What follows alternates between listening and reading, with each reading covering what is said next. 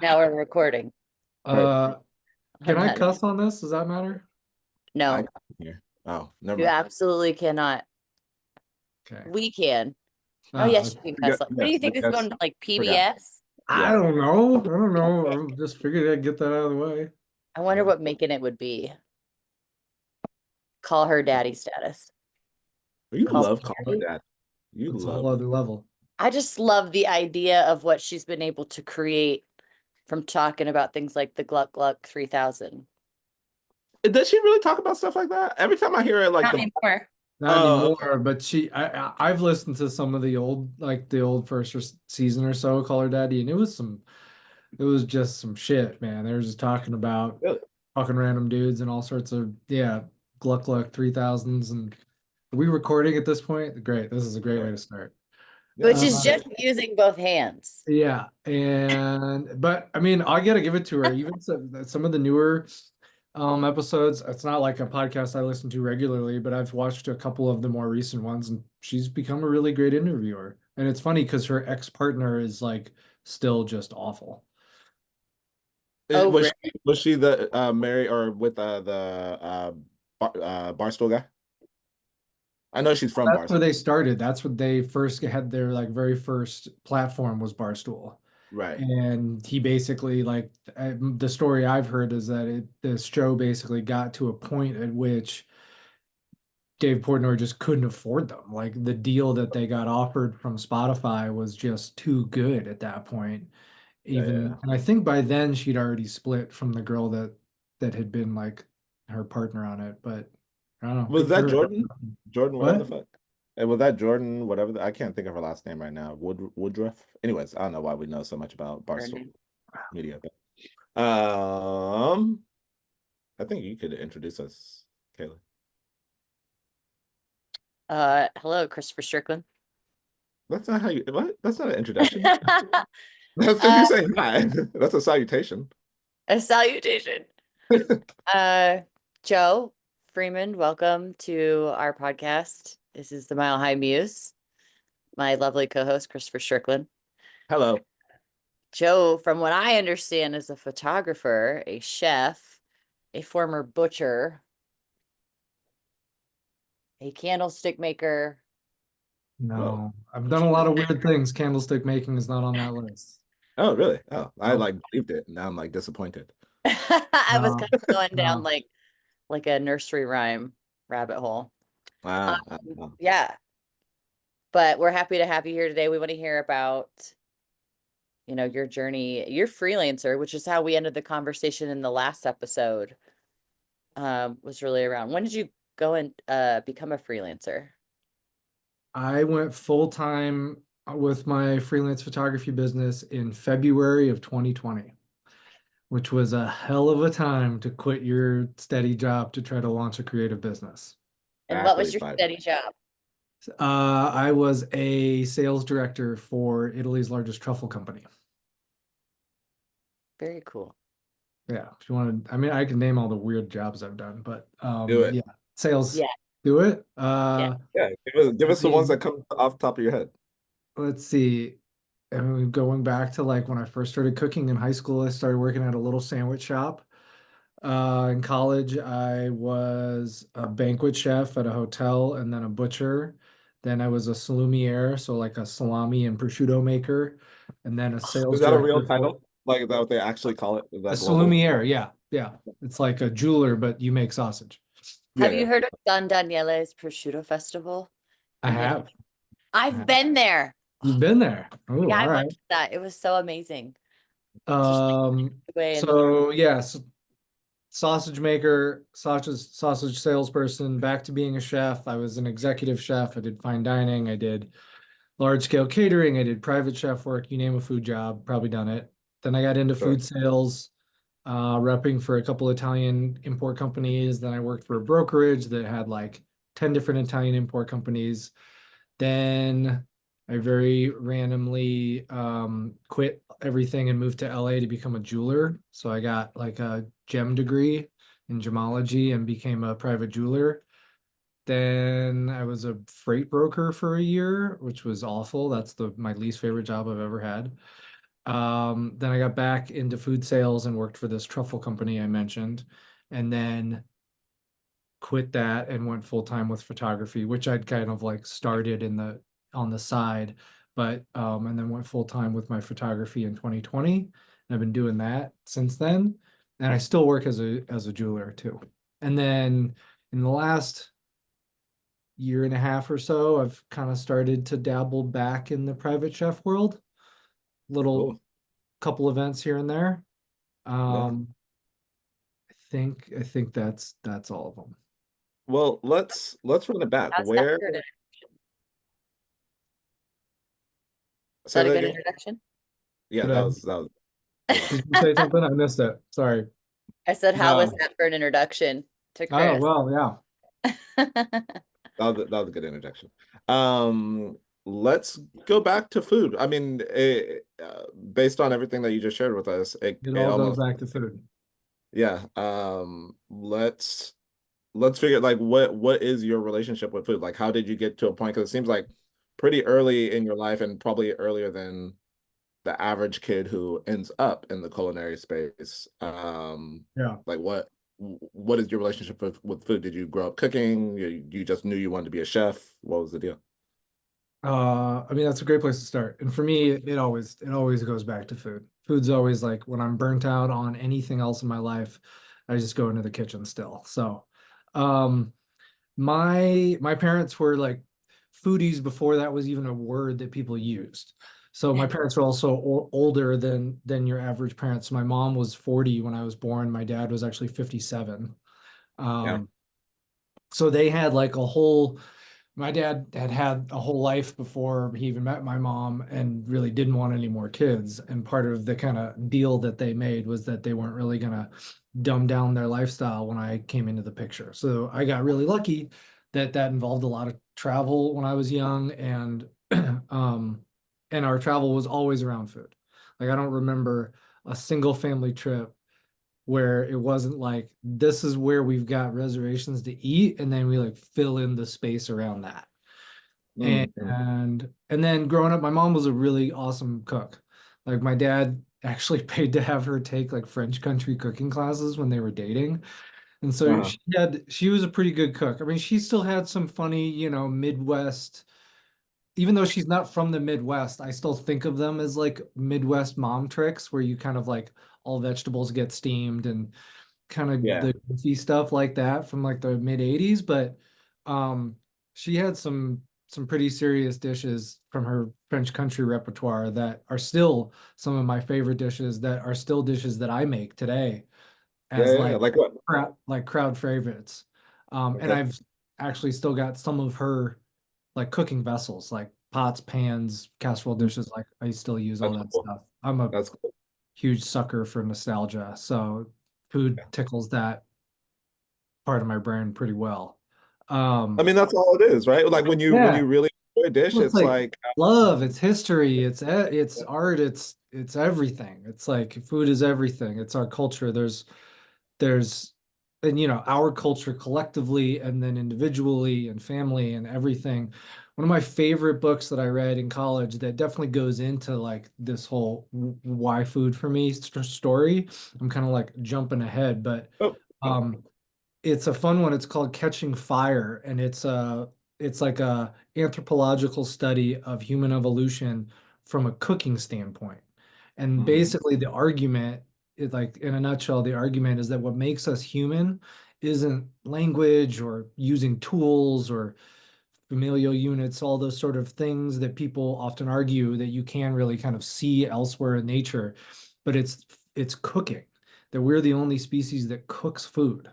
And that by cooking food, it allowed us to get enough calories to have the sort of brain that we have because you physically cannot chew in a single day how many calories you need to run your brain. That's why you see gorillas just sitting there munching all day, but they're not like, fast. hosting podcasts. Yeah, like I have never considered that. Like funny enough, I just heard something, and it might have even been within the hour. Yeah, I was listening to some fun like comedic podcast and they were talking about like favorite seasonings, like that obviously people use. And then they just, since it's done by comedians, they were joking that lions don't season their meat before they eat it, and that they just eat raw. And it just, it just dawned on me. I was like, yeah, I was like, humans at some point had to have eaten raw meat just if you're going to consume meat, right? Yeah. Or maybe, well, at some point we probably had to eat raw meat, but then obviously at some point we realized that we need to cook it. And that in itself, from like, as you say, like an anthropological standpoint, is fascinating because we had to start out not cooking first and then come to the Yeah, like realization without, something happened. yeah, Somebody dropped the piece of meat in the fire that you're sitting around, or the tree where you were hanging the animal got struck by lightning, and you're like, oh, yeah, that smells kind of different. Like, right, right. like It's somewhere. And so the argument in the book is essentially that yeah, like by cooking food, you unlock a level of calorie intake that sure. our small jaws could not ever get. That's so funny. Like it's just the evolution is insane when you think about it because people always think like reptile like a common lizard or whatever turns into a snake type of like like progress or linear progress or whatever. But when you think about it in that sense, it's like, well, if we couldn't cook, we'd actually be a very inadequate species to live on this planet. We However, wouldn't work. we have yeah, we would perish. But however, at least we had enough brain capacity at the time to be this intellectual, whatever, or thing that can create things, because I was also just thinking about we're also the only species that can manipulate the planet at this degree that we have, Yeah. right? Like we But it's took funny, rock. 'cause even what you're Yeah, saying goes back to the cooking thing because by yeah, cooking yeah, yeah. food and smoking it, preserving it, fermenting it, Yes, doing all of those things we yes. ordered to do, it allowed us to have the time to sit around the fire and shoot shit and come up with weird ideas instead of spending all day hunting. Mhm. And that coupled Yes, yes, yeah. with mild agriculture, then it goes from there. But I love that because for me, it's like, all right, we're all cooks, like at our core, like that's where it all goes to, which is what makes me super sad about general Western culture today, because most people like don't really know how to cook anymore. Oh, we lose you? He's there, He's there. maybe. Oh, there he is. I'm here, and kids love to knock on your door when you're doing something. You hear nothing Oh, from them throughout the entire day. They never come out of their room. They don't come downstairs. And then the second you start a podcast, There you go. like, come on, bro. Like, mom said that you have to take me to basketball practice. I know, Teddy. I fucking know. And now he's done for the day. There you go. No more questions. he's at school today? Nah, it's President's Week. It's President's Week. They get a whole week off? Wait, what? They get a week off? But I'm just here to not get fined. Like I don't get what they do at these school districts anymore, but it's okay. Anyways, Yeah, we're they we're get so much time off. It's yeah, crazy. yeah, yeah. Like, Anyway, oh, another day. Cool. sorry about the interruption, Jack. Keep going. Ah, you're good. You're good. So basically, yeah, I grew up around food being a big deal. Dad loved to Mm, eat, mom loved to eat. Mom was a good cook. Dad had a few recipes that were like he was good at, but nothing major. But I've got super fond memories of cooking with my mom, like as like a 3-year-old, and like some pretty goofy photos of me doing that too. Um, I'd say, yeah, I got a job at a sandwich shop in high school that was just kind of easy and convenient, but it was still food related, so I thought it was kind of fun. mhm, Um, in college, I think things really kind of I cooked a little bit in high school for some friends a couple times, and that was cool. I just always like, I was food always like brought people together. It was always like a big deal, whether it was something yeah, where my mom was throwing a party or we were going somewhere. And also I'm Jewish, and in Jewish culture, food is a really big deal in Jewish mhm, culture, kind of yeah, for that sort of like bring everyone together piece of the puzzle. So I just always kind of appreciated that. yeah. And You're then, Jewish, but you always grew up here. Sorry, I didn't mean to interrupt you, but you grew up in the United States entirely, or did you ever yeah, live yeah, out? yeah, yeah. And I'm like, for me, Judaism is far more of a cultural identity for me than religious. I'm not very religious. religion, in terms of religion, I'm not a very good Jew. I definitely don't keep kosher. I was a pig butcher for years. Sure. So, Fair enough. like I literally taught classes on how to break down a whole pig and make prosciutto out Yeah, of it. So, yeah, yeah, yeah. Okay. um, That's but I'd say in college is when it really kind of got serious when I sophomore year when I got my first apartment. Yeah. And I, literally had my own kitchen, even though it was a total piece of shit. It was like, well, I had, I'd already grown up knowing a lot of really good food. So I figured, well, if I learn how to cook, at least no matter how like broke I am, I can still eat well, especially because most of the world's best foods are like peasant foods anyway. And so I started cooking at home a bunch. And then kind of two things clicked that really kind of changed it was one, I read Anthony Bourdain's Kitchen Confidential, and that book kind of changed everything for me. It was written about a time period in kitchens that are way different than they are now, or even when I jumped in. But more or less, it made being a chef sound like being a rock star. And I was like, well, this just sounds fun. And then I also connected that girls tend to like a guy that can cook. So I figured, Of well, course. why Keep not? Let's cooking. keep cooking. Let's see what we'll see where this goes. And that was Yeah. when we really jumped in full on. And I put in applications. I went to school in Kansas at the University of Kansas, and Lawrence, Kansas isn't exactly a culinary mecca, but there's a handful of pretty decent restaurants. And I wasn't trying to like start working at Chili's or something. There was basically 5 restaurants in town that were good enough to try.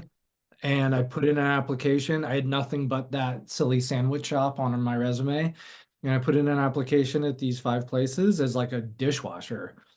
And I called every one of them every 3 days until one of them like finally gave me a conversation. And one of the sous chefs came and talked to me from what was called the Eldridge Hotel. And it's like this historic hotel in downtown Lawrence that has basically one of the nicer steakhouses in town.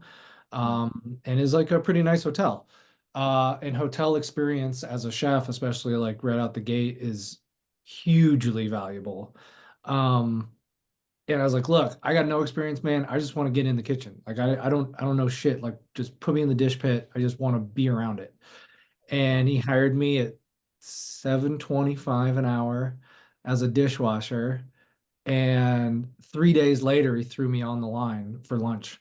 Sure. And so I was only a dishwasher for like three Yeah. days, and he just threw me on the line with no tech, I mean, really no training, which was kind of Yeah. how it goes. And that was it. And I was hooked. And that very first really busy lunch service, it was a shot of adrenaline like I'd never really had before. And I was totally hooked.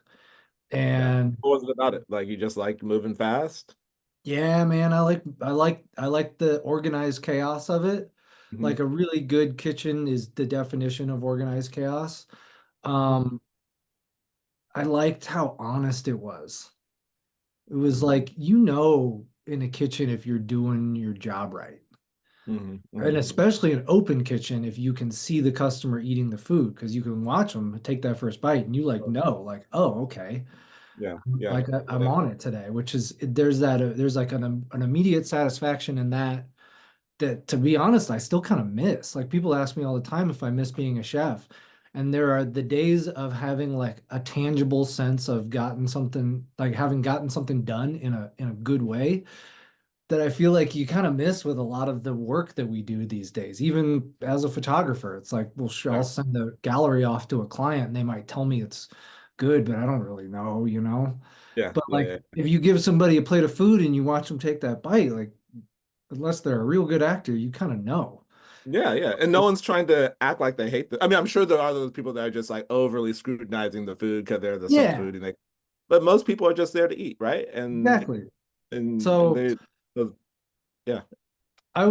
so I also like, and it's funny looking back on it now, thinking like, oh man, you go into work with a prep list that was a mile long, you got all these things to cross off and how daunting it was. And now I think about how like satisfying that was to cross that Mhm. last thing off the prep list and be like, all right, see ya, I'm gone for the day. And when you go home, you're like done, Yeah, where you're now, you run your own creative business. It's like, yeah, I quit my 9 to 5 to work 24/7 sort of thing. So it's some of those tangible aspects of being in a kitchen just connected with me right away. I'm like Mhm. I'm a very kind of anal, organized, everything needs to be in its place sort of person. And Mhm. being a chef and being in good kitchens, I think not only like ratcheted that up to 1,000 in I think a good way, maybe an annoying way to some of the people around me, like my girlfriend. But it taught me a level of efficiency and organization that has served me well ever since.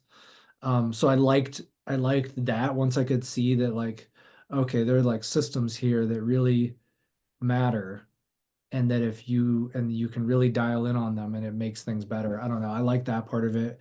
But at the end of the day, it's just like food, man. Honestly, me Yeah. being a chef is selfish because I like to eat. I'm a skinny dude, but I like to eat. And that's the real reason. At the end of the day, people always joke about me cooking for all my friends. And I'm like, yeah, I'm cooking for you guys, but really I'm cooking for me. And you just get to eat Yeah. too.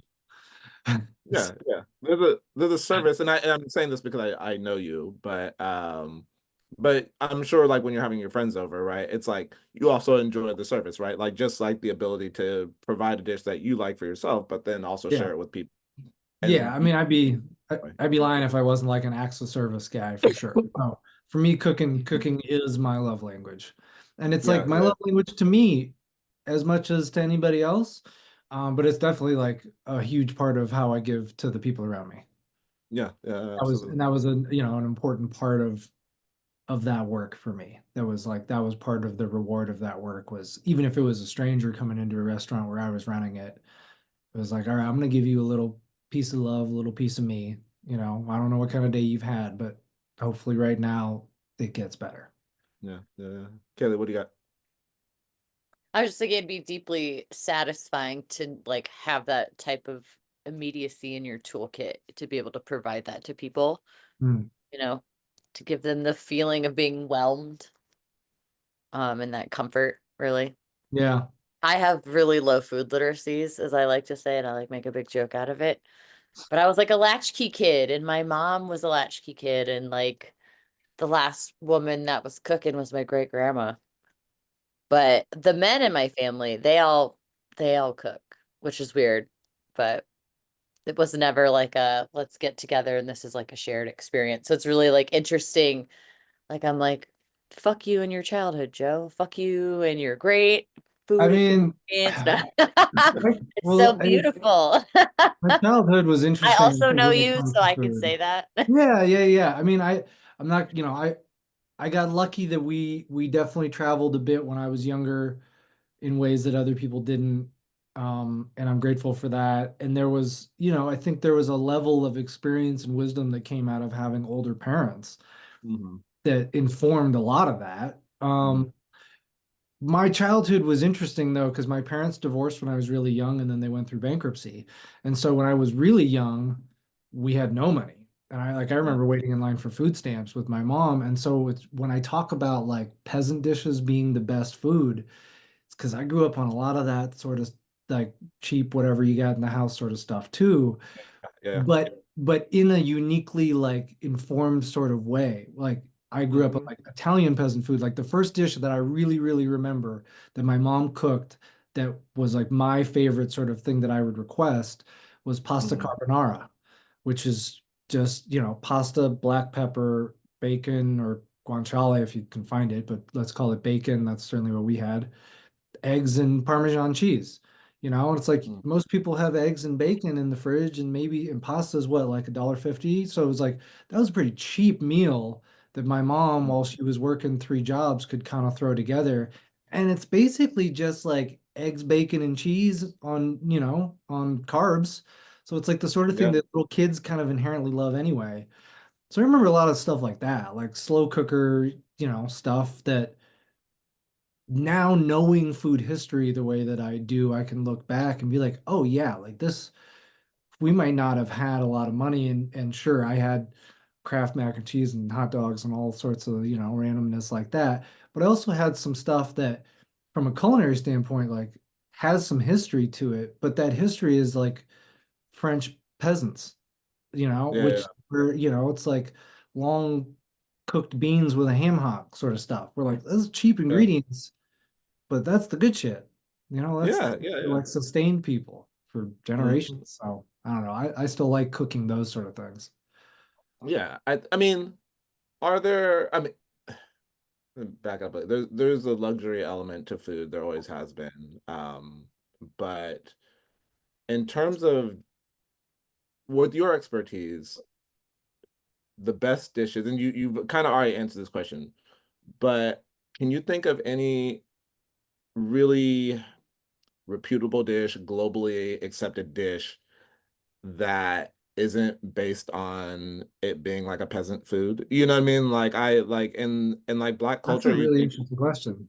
yeah, because like soul food is like in Black culture is a thing, and that's really just the scraps from slave food. You know what I mean? That Yeah, was they had to yeah. do it. And I mean my partner had talked about this before with like all sorts of other just all sorts of other dishes.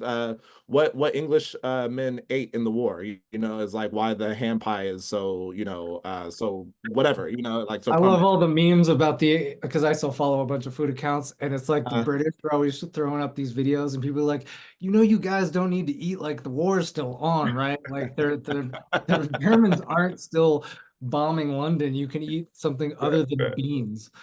But yeah, yeah, yeah.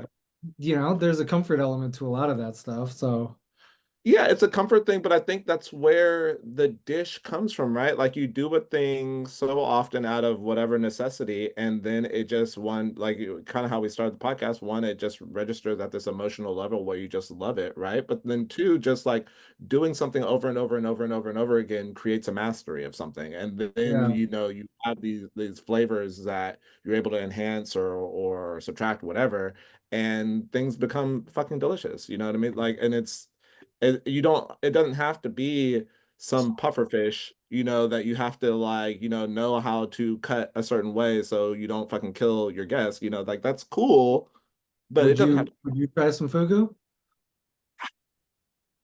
I think I watched there's like I feel like within a 15-20 minute short on Fugu that I've seen before, and at the end of this little series or documentary or whatever, it doesn't sound like it's that delicious to be eating. You know what I mean? Yeah, It doesn't sound like it's just that's my understanding of it too, is that yeah, like it's not you don't do it because it's like delicious, you do it because you right. said you did it sort of thing. Yeah. And I'm like, nah, like, you know, if it's thrown in front of me, sure. Like Yeah, it doesn't sound like you're actually gonna die, but yeah, I'd try it, but I'm not gonna buy it. fair enough. Yeah. Christopher, do you I think like I was funny. I'm thinking about your question as far as like I can't think of any dish that falls into that category that doesn't immediately come from some form of like necessity, really. You know, most of the stuff that we think of as luxury cuisine these days is like one, very recent, you know, as far as just the ability to eat a full steak, you know, like that sort of stuff. Most of the rest of the world, you know, you get meat as a ingredient, not like center of the plate, the way that a lot of Americans Sure. think about it. Mm, Which for the record, I think we should probably follow the way the rest of the world does that sort of thing. right. I love meat, but I don't necessarily need it to be the star of the show all the time. Right. Um, I mean, I think on the opposite end of the thing of that question is like what dish is universally represented around the world, no matter the culture. And it's Mm, like mm, basically the hot dog or the sausage or the tubed meat, whatever the variety might be. And it's like you look around, everybody's got one of those in some sure. variety. And it's like it comes out of, yeah, you know, kind of leftover parts that need to be used and not wasted. And same Yeah, thing with yeah. like even just making your own stock or bone broth and like the Uh, collagen that comes out of that and how healthy that is for you. You'll get me ranting about how the stuff that they sell at the store is bullshit because it's good bone broth should be jello when it's cool, should not be liquid. So the stuff that is at the store, if it's liquid, it's oh, bullshit. interesting. Interesting. Good to know. Good to know. Yeah. I've It's never even thought about unbelievably easy to make. It's yeah. crazy easy to make, and it's so much better when you make it at home. So if you want a recipe, I'll give you a recipe. Yeah, no, shoot me a recipe. I mean, at some point I feel like you're gonna have to dole out a recipe in this I mean, in this again, it's dumb. Like it's dumb easy. It's just people don't. People just don't take the time. And it's funny Yeah. because, there's always the excuse about not taking the time to cook. And I Mm, get it. Like everyone's got a busy life. There's a million things we got going on, probably too many things for most of us. mm. But cooking's like one of those things that not only kind of can be good for your own soul, like drop your own cortisol and lose yourself in something, but it's like, again, you're giving that love to your family, to yourself, to your health. Like cooking is like one of the few things that you can really, really directly look at incorporating that on a regular basis in your life and seeing a tangible difference. Yeah, yeah, no, I agree. Really And fun way. I only know this from very few years of experience. I think I adopted cooking within, we'll call the last 5, 6, 7 years or something like that. And before, like I could cook things based on following the recipe, but it was like I just had a skill of not burning anything or catching the house on fire. But Sure. there was no real I wouldn't say logic, but I wasn't trying to create any logic out of what I was doing per se, right? Because like the other day I made some mashed potatoes, right? And it was way too much mashed potatoes. I had leftovers. I'm so with leftovers. I will eat them, but then obviously things get discarded. And I was just like, just out of nowhere, I was just like, oh, I could just add flour and eggs to this and make potato cakes, in the morning, and that's how more resourceful I've like learned to be over years. But I mean, I'm not trying to judge people if they're cooks or not, but I think that's like when cooking starts to become way more wholesome, is where you're Mm. making something and you're either just eating it all, whatever, or you're at least saying like, how can I continue to use this stuff, to make more Yeah. dishes or whatever. And I think when you're talking about taking care of your family and stuff like that, like I'm a poor freelancer as well, like, and so like I make things based on the fact that like I can't afford to go out all the time, like. Yeah.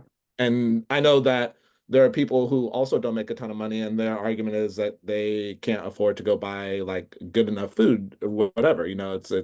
But I think if you can find the time to learn how to cook, you know what I mean? And learn how to cook is not learn how to make a dish, it's learn how to cook, Yeah. That is an it, important distinction. yeah, I think you're spot on, man. I think like everybody, I forget where somebody said this years ago to me that like everybody should have at least 5 dishes that they feel like they've mastered and they can be super simple. I think one of those dishes should be a roast chicken. And sure, like sure, that's one yeah, of those things where like you buy a roast chicken for I don't know, $9 to $12, depending on what kind you're getting. mm, And you roast that with some cheap, like potatoes and carrots or whatever, and an onion, like cheap stuff, maybe under $15 for a mm, whole meal that mm, essentially you're gonna get 4 to 6 servings out of that chicken. And then you take the bones when you're done with the chicken and get another $2 worth of veggies and make broth out of it. And you've like basically had food for a week or more, depending yeah, on how you stretch it. You know, there are ways of cooking where the excuses don't really yeah, hold up. But I also get where like people get frustrated. You try yeah, it for the first time and you fuck it up and you're like, cool, I just wasted all that money and this now my house, then it's frustrating. It's a skill. It's like any other skill. And I think it's like people don't have the patience a lot of time to just try to get good at something, and you gotta like suck at it first. yeah, I yeah, think with recipes, it's always a good thing to like, even for me, the first time I find a new recipe, I mean, at this point, like I know enough to kind of screw around with things right away, but I try to follow a recipe pretty much to the T for the first time, just to like yeah, learn whatever the new thing is, and then yeah, you can kind of play with it from there. I've always felt like the argument or the discussion around like, is food art or is food like tradecraft? And I, mhm, I mm, think I think it's more the latter. I think most of the time, and there's a lot of cooks out there that are tradesmen in the sense that they have like mastered this skill, but it's not yeah, necessarily an artistic skill. yeah, And it's funny, like looking back, when I was a chef, I didn't really think of myself as a creative person or as an artist. Certainly didn't think of myself as an artist. And in the last 5 years, after becoming a photographer and kind of wrestling with some of those labels and my own identity, I've even had a couple of friends be like, "Yeah, dude, you've been creative for years. What are you talking about? You're a chef." So I think you reach a point in the trade piece of it where you've learned enough like fundamental skills that then you can improvise. And Yeah. sometimes that improv might touch on art, but Yeah. I think you just gotta just put in some time, take some Yeah. easy stuff, cook for yourself. It's so worth it. I was just on another podcast last week, talking with a friend about photography, surprise. And I touched on basically what you were saying in terms of, there are photographers out there who are running a great business, whatever, but they might be doing real estate, or they might be doing like they're like the high school or local sports team photo person, whatever. And it's not to say that you couldn't be artistic in those spaces, but these people are saying, "Hey, I know I can achieve these photos. I can achieve this commodity. I know I can do that, and I know I can run a business. So therefore, I'm going to do that via photography. That Yeah. does not make you an artist, and it's not even to take away from the artistry. It's just saying that's not what their intent is. They're saying, hey, like I want to run a business, and I want to run my business doing photo. Cool. I'm Yep. making money now. I don't care about learning any more about photo. I don't like, there's no more discovery. I'm doing what I'm doing. I'm making money. I'm supporting my family. Cool. I'm done. And I'm sure, and you've already explained it, but it's like, it's the same thing in food, right? Like there's people who are just going to go out there to be cooks for one reason or another, and they're making food, and it's relatively transactional, and boom, whatever. And then there's people like yourself who at some point started at that same ground level, you know what I mean? But you just went a different way because you had a different intent for what you were, based on the information you were getting and the experience you were having, you went a different direction. And that is the art side of it, right? And the creative side of it. Yeah. I think early on for me, again, I mean, Anthony Bourdain was always my number one inspiration through so much of this. And he pretty adamantly would argue against food being art. And so I like to Mm-hmm. kind of play that game pretty early on in my head of like what it was and what it wasn't. Um, Hmm. but I always had the intention of definitely following a more creatively free path when it came to food than Yeah. not. Like Yeah. your Yeah. your tradesman photographer that you're mentioning is like the equivalent of, and no offense to the kind of institutional cooks out there because we need them, but like the guys that are running country club kitchens and hotel kitchens Yeah. and retirement home kitchens and like those Yeah. sort of big volume stuff, you have a Yeah. certain you have kind of boundaries on where your creativity can go for those sort of gigs, um because they're usually set by some sort of corporate standard, and those are the sort of cooking jobs where you can actually earn a real living and support a Sure. family and have benefits and vacation time, which are basically all things that don't exist when you're working in like small independent restaurants. But small independent restaurants are where you have the creative range to do whatever you want within the concept of that restaurant. So Yeah. it's definitely a give and take sort of thing there. And one side of it definitely, like, a part of it works for some people and a part of it absolutely doesn't for others. I worked with Yeah. some great, like, kind of volume institutional cooks at catering restaurants that were Sure. great at what they did, Hmm. could not hang for a single day on the line at a high Yeah. volume, like fine dining, we're testing the boundaries sort of restaurant, where we would literally, there was a place I worked at where we would literally have to come up with a dish, a brand new dish on the spot in half an hour for a client. Like Yeah. Yeah. something that had been untested, that was just, it was like the professional version of Chopped, except you just had a million ingredients at your disposal. But we used to have Hmm. Hmm. these dinners where people would, it was a omakase style kind of chef's choice, and it was a 7 course dinner. And one cook in around the kitchen in a different station, didn't really matter, would get assigned a course, and Hmm. you come up, and then it was an internal competition because at the end of the dinner you'd get we'd have the diner vote on what their favorite course was. So it was like bragging Hmm. rights and this whole Yeah. thing. Yeah. Yeah. But like, an institutional cook is not going to come up with a really fly dish in 20 or 30 minutes because they're not used to Right. doing it. It's just like part of that weird. Yeah, they're just it's all regimented. Yeah. Yeah. So, I mean, I mad respect to photographers that do like nothing but family portraits and senior portraits and that sort of stuff. Like I've done that, I've never done Mhm. senior portraits. I've done plenty of family portraits. Mhm. And I do it because I'm good enough with a camera to make really pretty photos, but it's not Right. like work that I love. It's work that helps pay Yeah. the bills, Yeah. you know? Yeah. And well, it's funny. I'm kind of segueing a little bit because it doesn't have it's not directly at photography or food, but it's interesting that Kaylee and I've had this conversation with other people, is where you're talking generally about a creative space, but there for most for most forms of art or creative spaces, there is the line between the person who does it like in the transactional, institutionalized, whatever way, and then the creative way. And it's funny that we start to tiptoe when we're trying to draw that line, you know? And it's like, yeah, you do got to be a little delicate on how you draw the line because you're not trying to offend people, but it's also like, I've always, like you, I still try not to consider myself an artist or a creative, and I'm letting go of certain, I guess, insecurities that I've had wrapped around that idea. But at the end of the day, now it just depends on who I'm talking with, you know, like if I'm Yeah. talking with other people that are creatives, I will refer to myself as a creative. So then we don't have to then dissect why I think I'm not, you know, I will just say it, you know, just to get Yeah. up. Yeah. But I truly like if somebody, I would not be offended by any means if somebody took me, like referred to me or labeled me outside of the creative space. I wouldn't care. I would still be doing my work. I would still be, you know, discovering the art the way I choose to discover the art. You know, it's not going to have this, it's not going to have much weight over what I choose to do.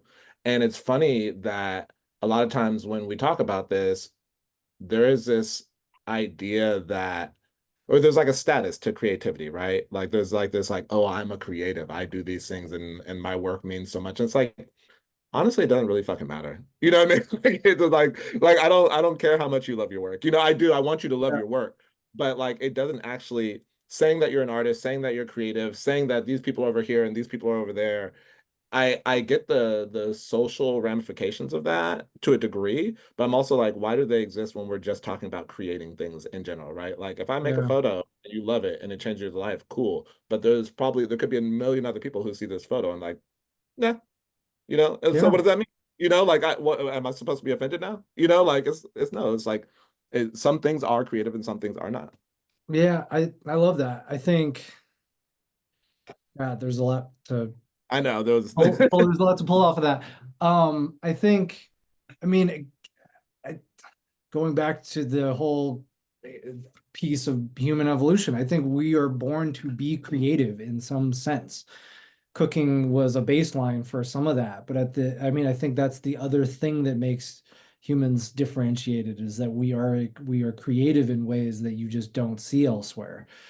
So I Sure. think it's sad seeing how so many people lose that. So many people Mhm. feel like they inherently aren't creative or that they're not a quote, the label artist, I think, carries a lot of weight to it one way or the other. But just creativity in a general sense, everybody's creative. It's just you kind of have to allow yourself to Mhm. let it rip or to Mhm. even feel like you can. Mhm. Um, and I think a lot of people get caught on the fact that maybe their job or how they spend most of their time doesn't, isn't some widely accepted creative medium. You're not a painter Right. or a Yeah. writer or a Yeah. filmmaker or a photographer or a musician or whatever, the stuff that easily comes to mind. But at the Mhm. end of the day, like we do a lot of creative things throughout the day that nobody actually thinks is creative, but it Mhm. is. And Yeah. you just need to kind of give yourself the grace to like let that ride for a second. And I say this Mhm. from my own like lived experience with it. I mean, so much imposter syndrome going into trying to start to become a photographer, and still to this day, for the record. And it's funny that Yeah. I've come to learn that everybody who does anything creative, that shit never goes away. And it's like the Mhm. folks that you really look up to, that you're like, oh man, they got it figured out. They are so on it. And it's like, no, they go home and they still doubt their work too. Yeah. Um, Yeah. And it took like literal therapy talking through all sorts of stuff about my life, but to accept the whole idea of being an artist, like for the record, I don't tell people I'm an artist. To me, that still Right. sounds mega douchey. Uh, But if somebody else calls me an artist, I don't fight it the mm, way that I used to. right. Right. Yeah. I, Yeah. you know, and I'll like accept it graciously. And it's funny, once I allowed myself to accept that and to even kind of think of myself as an artist in any capacity, obviously specifically to my photography, but in any capacity, it like weirdly unlocks something where then I had this creative outburst. Kaylee knows this, where I was like painting for about a Hmm. year straight. I did over 150 paintings out of fucking nowhere. Like I literally hadn't painted anything since I was probably 9 years old, and I couldn't turn it off. And it was like because I unlocked some door internally that then it was just flowing. And so I think for a lot of folks, whether you're a professional creative or not, you know, sometimes you just kind of have to allow yourself the grace to like just try something, let it go, let it be. And then you never know where that's going to lead. I think for the art part of it, can't remember. It kills me that I don't remember who said this, but I read something in sometime in the last year that was a definition of what art is. And it's one of my favorite that I've ever heard. And it's basically that something is art if the person who made it intended it to be art. Yes. And I Yeah. really love that because it has nothing to do with it being good or bad. It's Yeah. like I made this thing. For me, it's art. If you think it's shitty art, that's totally your call. But it is. Yeah. Yeah. Yeah. And And I like that. that's like the thing, right? Is because there is no real definition of art. Again, my partner studies art, and or I mean she has her PhD in it. And so Wait, what? Wait, Yeah, tell me more about that. pause. I did have never heard this. Can you please give us that information right now? my partner has her PhD in Greek and Roman antiquities. So she like her Wow. entire she's a museum curator, so her entire life is based around studying objects. And not only as a profession, because what she studies is, I wouldn't say that's not considered art, but I think she's explained to me that, I mean, it wasn't that long ago that old pots from 1500 BC were not considered art. They were considered things that people found in the dirt. You know what I mean? Yeah. So, and so But their there's, existence was still ceremonious. yeah, yeah, yeah. No, I mean, yes, to that. But so she studies that, and you could, and all I guess I'm saying is like she studies that, and that's where her passion is. But in terms of like her life is lived at a museum. I mean, she consumes all forms of art, just like by default, right? Like I love sports. I consume all forms of sports, right? It's that same dynamic. So we've had this conversation about like what is art, and she was just saying, she was like, at least for the Greeks, there was no term for art. Like for all the things that we consider art, all your philosophers, all of that thing, all of Just the life. old, yeah, and authors, like it was art. Its first definition was really just like a mastery of something. I hope I'm not like being too inaccurate with that, but basically when you first see art have any sort of usage in human language, it's really just saying that you mastered something, and not even like mastered in the way we would think of it, but like you do it all the time. Like that's it. Like so it's I love that, not. and it's sad because it's like we should Yeah, have that more. You should, yeah, like yeah, whatever you're yeah, doing yeah. can be artful. Yeah, and it is, high society, and I think their museums still function this way, but an old guard of like the way museums have been set up over the last like 150 years that makes us think that art should be something higher than what it really is, like this why like the past masters are like highly collected, but like, people who created things in Africa, you know, whether they be like hieroglyphs or cave paintings or pottery or whatever, those things aren't consumed that way. Like, you know who Leonardo da Vinci is. You don't know who some artist from Sudan is, you know, from the same time period, you know, and it would be wildly ignorant to say that they just didn't exist or they just weren't doing that Yeah. at the time. Right. You know what I Yeah. mean? So it's like it's that's why that is at least in part why when we talk about art and creativity and what is and what isn't, that certain people have this like class status associated with art that they're like, "Ooh, I want to be that," or "I reject that," you know. But it's like it's just not that fucking serious, guys. Like, do you do Mhm. it or do you not? You know, like Yeah. it's like if you say you made art, you made art. You know, like cool, Yeah. I like mean, and that's, I move think on. that's what's beautiful about when kids do it. It's like, Yeah, yeah, there's no, they're just creating for the sake right. of doing it. There's nothing tied to it.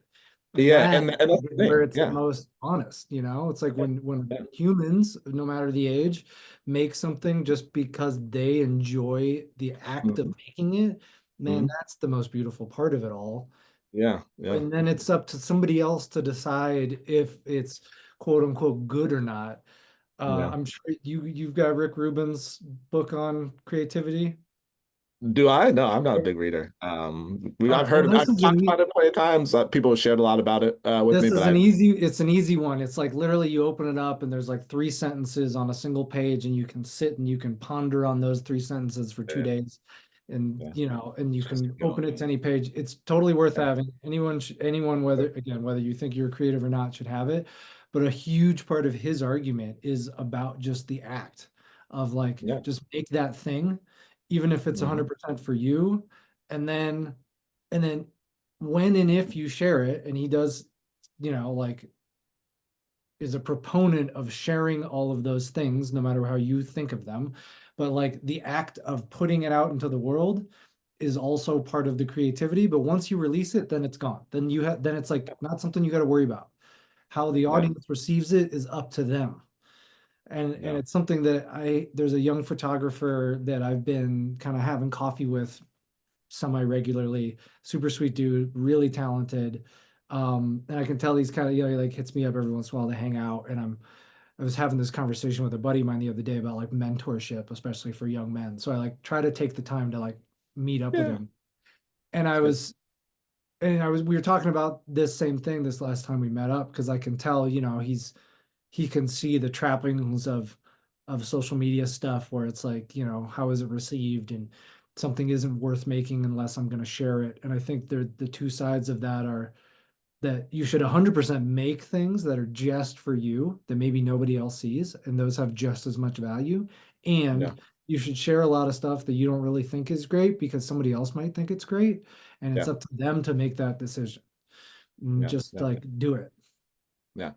How are we doing on time? Because I knew that having you on, Joe, we were going to be able to jam out, and I'm pretty free, and I just hope we don't have to cut this No, conversation. I'm all good. Yeah, I'm all good. You good, Kaylee? Okay. Yeah, I just need to refill my coffee and find the puppy that I got my daughter for her birthday. One moment. But you Yeah. guys keep going. Wait, you got a puppy? You finally caved? But it's not like a cool kind. What'd you get Oh, her then? What, you got her a weird dog? Kaylee's gonna end up on the news. She doesn't even want this done. Fair enough. I got a buddy who just got a puppy. I'll be curious to see how that goes too. Yeah, yeah. But no, we can keep jamming. I I'm guess chilling today. let's talk about the photography a little bit. Like how Yeah. has photography did it when did it enter your life? Are we waiting for Kaylee or are we just No, rolling? no, Kaylee, jump in. I'll fill her in if Okay. yeah. Um, I mean, I was always a visual kid. Like I Mhm. remember, and it's the sort of stuff you don't think about without the hindsight of getting older and like Yeah, having the time to look back. But thinking back on it, I was always a super visual kid. I always was really, really shy and insecure about anything quote unquote artistic. I never felt like I was like good at drawing or painting or music or any of those sort of things. But whenever we'd go on vacation, if my parents would let me have one of those like wind up Kodak disposable cameras, especially the waterproof ones, I was Hmm. stoked. And so I Right. was always, and my dad always had a camera, and I remember him kind of showing me a little bit about it, but it wasn't something where I like took it up, following him around or anything. Yeah. But I loved getting the photos back. Yeah. Absolutely loved getting the photos back from the lab anytime we, I would get to run one of those cameras. So thinking back on it, that was always something that was like a highlight of stuff when I was a kid. But as far as like seriously, um, I'd say 2018, like kind of Okay. spring, summer of 2018. Hmm. Um, I took casual photos on my phone and stuff through my life up until that point. But it was 2018 was the couple things. My dog had just my going into that summer, my dog was like a year and a half old. And so it was kind of at a point where he was like trained enough for us to start do some like bigger stuff outside. And living in Colorado, that means big mountain stuff. And I grew up in a small mountain town. That's where I'm happiest is out in the mountains. So he was just old enough for me to start doing some of that a bit more seriously with him. And I had invested in backpacking equipment. So like I'd grown up camping my whole life, but like car camping, never backpacking. And so like half of all of this stuff is all my outdoor gear. And now you got motorcycle helmets and other stuff in there and skis in that back corner. But They're there. the backpacking thing, and then I think that spring I got a new phone that had a way, like I'm always the sort of dude who upgrades my phone like 7 years late. And so I Okay. got, I got a new phone that had a like dramatically better camera on it. And I was like, Mhm. I think it was one of the first or second iterations of when the iPhone had portrait mode that I Yeah. just Yeah. thought Yeah. was like the Yeah. coolest Yeah. thing, Mhm. which in hindsight, it's like it looked so gross going back on some Yeah. of those photos. But I was just taking photos of the dog outside, and that Yeah. was Yeah. super fun. And it was like, playing with super, super basic edits on my phone, and not even like the Instagram filter stuff, but like, starting to kind of play with colors and exposure and that sort of thing. And then that summer, um, I had that summer was crazy like busy in terms of activity because I was going on a ski trip to Chile in August of that summer that was like a lifelong dream trip, Mm. but it required some pretty heavy like physical training to be ready to do the thing that I wanted to do down there, which was to climb this pretty famous mountain and ski down it. And so I just set it upon myself with this new backpacking gear to basically try to get out and hike and backpack as much as I possibly could with my dog. And we actually either like car camped or backpacked 13 weeks in a row and put a lot of miles in. And during that time, I took a ton of photos on my phone. Ripping. And if you look back at like my Instagram back then, it was literally just like dog photos and Mhm. landscape stuff. But it was the first time where I ever started really taking, and then equally that summer, one of my really good friends got into photography, or that spring, I think it was that spring, he had bought his first camera. Okay. And he was just a total hobbyist, but he had a good sales job, so he bought a pretty decent camera and a couple lenses. And he dove like way, way off the deep end into all the different little trinkets and gadgets and the weird photography shit that we get into. And then he kind of got me watching some YouTube stuff like the old Peter McKinnon videos and like, what is the exposure triangle? And like Yeah. Yeah. that Yeah. sort of stuff where I just had my phone and I was just playing around and I had no expectations out of anybody and it was just fun. It was like, all right, what new beautiful place can I take my dog to and go watch the sunrise? Like it was just Right. it's funny. It was like that innocent, really. Sure. And Sure. Sure. and then I had that Chile trip and I shot a bunch of photos on it. And by the time the Chile trip came around, I'd kind of shot enough on my phone and learned enough on kind of Lightroom mobile to actually Mm. be able to edit some pretty decent, photos. I mean, again, I look back on it and the edits are oversaturated and Whatever. It doesn't matter. over clarity cranked all the way up and all that sort of goofy stuff. But composition and everything, like I could see that I was starting to kind of develop an eye for things. And so I continued to kind of play with that. And then and with my buddy also, I was the only person who would wake up at like 3 a.m. to go climb a mountain for sunrise with him. And there was one particular exact mission like that where we were backpacking and we got up crazy early and I was like violently hungover, and it's a whole long kind of gross story of me puking on this trail in the woods and like questioning my entire life to go get this sunrise photo.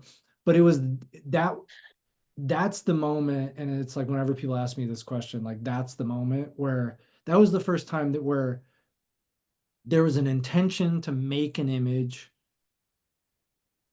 but there was an intention to make a specific image. It Yeah. wasn't just like I'm in this place. Oh, cool, Enzo, my dog is like doing something. Like, click, let me grab it. It was like, all right, we are getting up. We are going to this particular place that we had mapped out at this particular time to get a specific shot. And it was kind of the first time that that had ever really happened, and that was like a big aha sort of thing for me.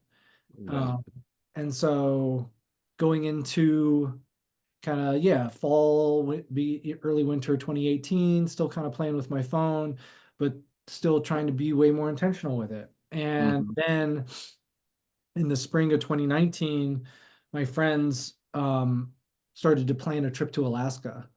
And I'd never been to Alaska before, and it was going to be a 10-day trip, and we were going to do some pretty amazing stuff. And I was like, all right, if I'm going to buy a camera, like now is probably the time to do it because I want to know how to work this camera before this trip. Yeah. And I bought a Sony A6500 with a Mhm. kit lens. It was like what was that? It was an 18 to 135, but with because that's a crop sensor. So that's like a 35 to 200 maybe. 24 to 210 or something like Oh, that. okay. Yeah. Um, and that was a great, I mean, that was a great little camera, man. It was tiny, it was easy to pack along for kind of whatever. It got a lot done. My buddy kind of initially talked me out of getting a far more kind of pro level camera as my first one because he's like, this is gonna be overkill, man. You should like probably just make sure that you actually enjoy this first. And then I remember specifically calling him, and I'm a gear hound. Like I have so much gear and so many pairs of skis and all this stuff. And I called him and I was like, oh man, camera gear is like way more dangerous than ski gear. And he laughed. He's like, yeah, you're fucked. And I was like, okay, great. Yeah. So we had a couple, like I used that first camera for a little bit during that ski season, and like failed miserably at making anything like really all that good, but was hooked. I remember probably within 30 days or 6 weeks of getting that first camera, like it was so, I don't know, it was a tool that unlocked something. And I Yeah. remember calling my mom and telling her, I was like, I think I want to be a photographer. And her That's so my mom's always been, God bless her, like she's always supported me no matter what, even if she'll tell me later that she thought it was insane. And I right. could even tell in her voice on that phone call, like, what? Like, where Right. is this coming from? She falls out of her chair. She's like, And like wow. even when I decided to become a chef, that was one that both of my parents took quite well. And my initial intention going into college was to be an attorney.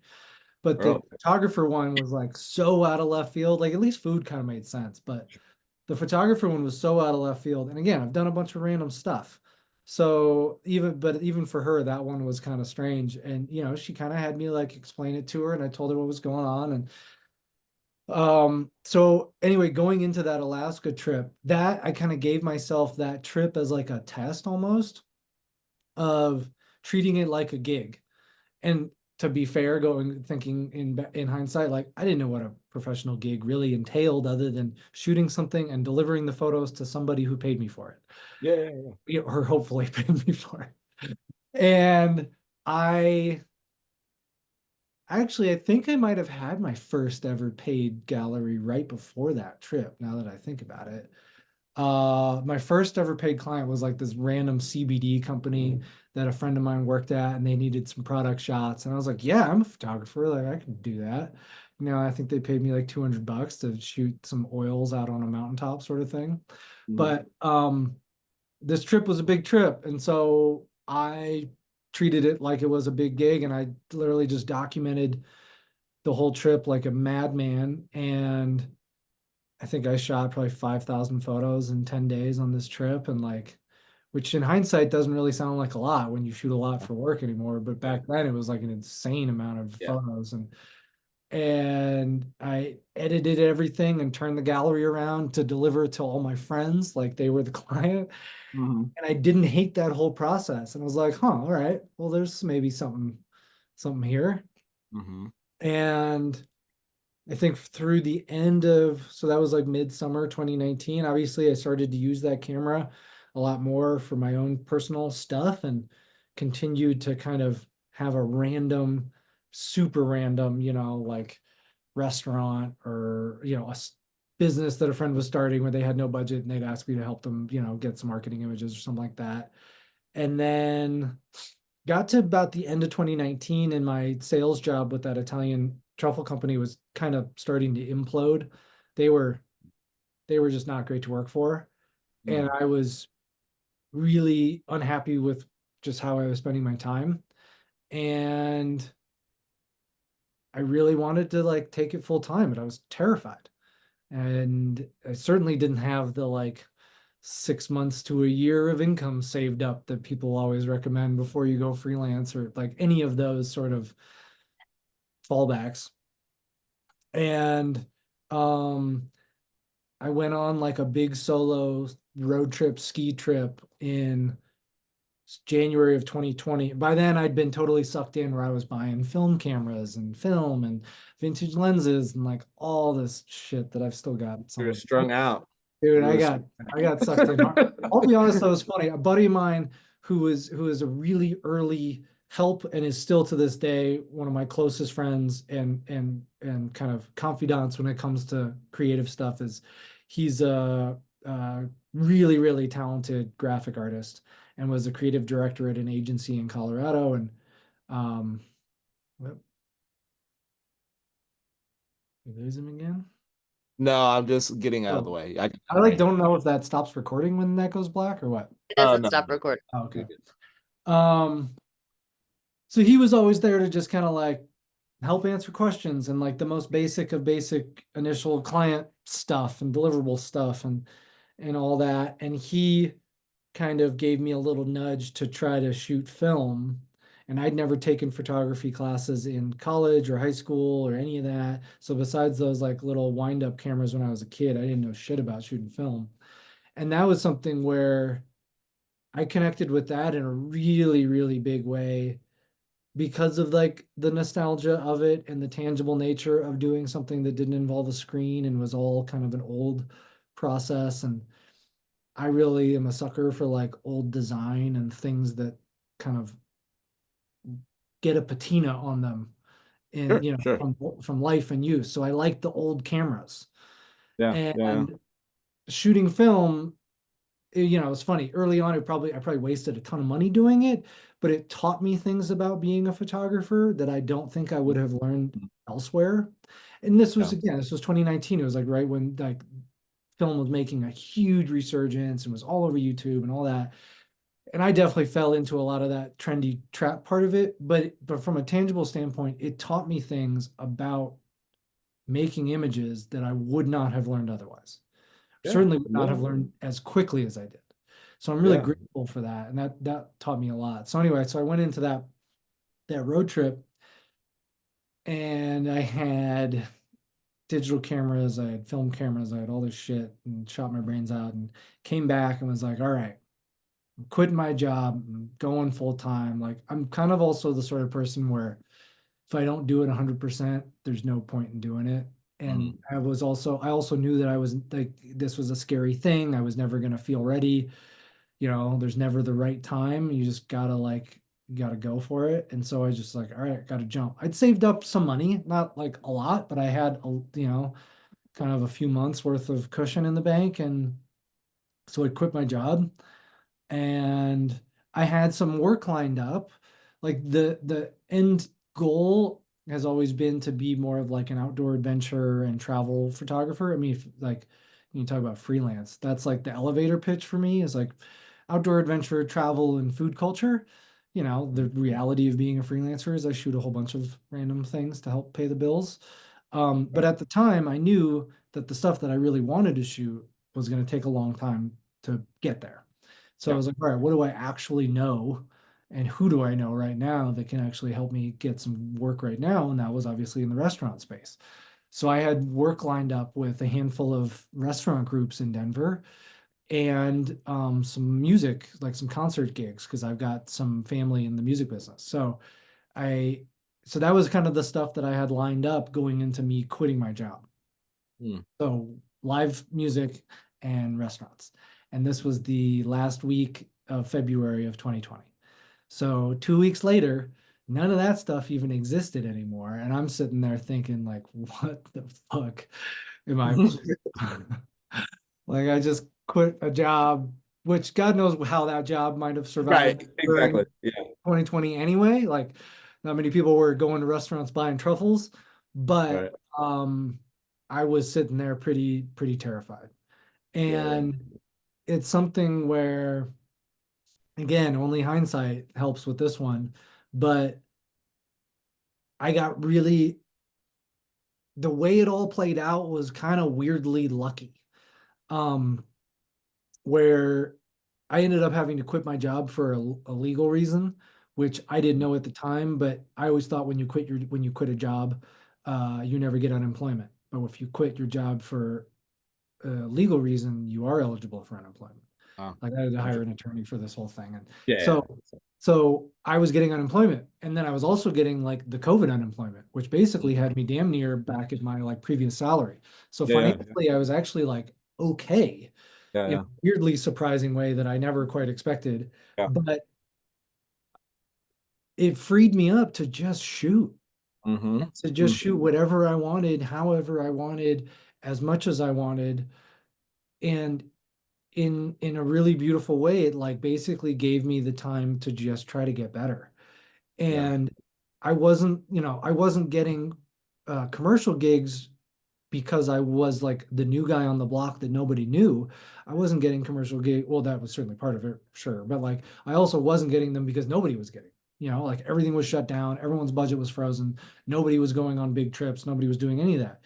So that also essentially kind of put me in the right place at the right time for a couple of my first like major shoots that were hugely important. One of Yeah. which and both that simply would not have happened if it weren't for COVID. Mm. So like in the ski industry, most of your ski media for marketing for like the following season's gear happens the previous spring. So most of your big ski brands are going to be shooting all their content for like what is it? It's 2025 right now. So they're going to be shooting the 2026 gear in like this month and next month, which Mm-hmm. was exactly when lockdown was in 2020, right? So a lot of brands, and most of these are like big trips that involve a lot of logistics and travel and all this stuff. And I'm lucky I'm in Colorado. Like I can drive to certain locations that most people would be planning a big trip for. Mm. That being said, most of these brands were like trying to go to Canada or whatever, and they couldn't fly anywhere. So I had a buddy who worked for Free Skier magazine, and we went fly fishing together as simply like, we got to get out of the house. We've been in lockdown. I wanted to get the camera out. I had just upgraded to a Mhm. full-on pro level setup right before I quit too. So I'd spent all this money on gear that I like didn't know what to do with. And so we went out fly fishing and I took these photos of him and one of his buddies that he absolutely loved. And he showed them, or he told me that Free Skier was doing their buyer's guide shoot like the following week, and they were short staffed and they had no budget and it's funny, they needed a second shooter and a male model. And so he asked if I would was available. And I was like, yeah, absolutely. Like, what are we doing? And so I showed up and I shot, kind of second angles on a lot of the talent for that, and then actually posed in some of the like jackets and stuff too. And it's funny because that gallery, one of my photos got picked for the magazine. So I ended up getting published in my first like 6 months, which was its Yeah. own weird thing. And then I'm Good. also in that magazine as a model, which is kind of goofy. Uh, but then those photos, his brother, my buddy's brother, worked for another ski brand that like was a ski Hmm. manufacturer, and they needed to do their whole spring backcountry campaign that they were Mhm. unable to shoot. And so it was again a super last minute, hey, we're trying to do this 10 days from now. Our budget's frozen. Are you available? Will you do it on trade? Like whatever. And now knowing what I know, I absolutely shouldn't have done it for a pair of skis because it was probably a 10K job. But I did it for a pair of skis and some jackets and stuff because I knew getting the chance to shoot for this brand was going to be hugely important for no other reason than just the experience of it. And so I did the gig. Yeah. And, Yeah. and those photos, I mean, I've still got some of those photos on my, on my portfolio. And, it's so funny thinking back on that of like, it's my first big like international brand campaign. I was the only person there besides the like producer who worked for the brand. We had, I think, 5 skiers plus the producer who kind of skied a bit too.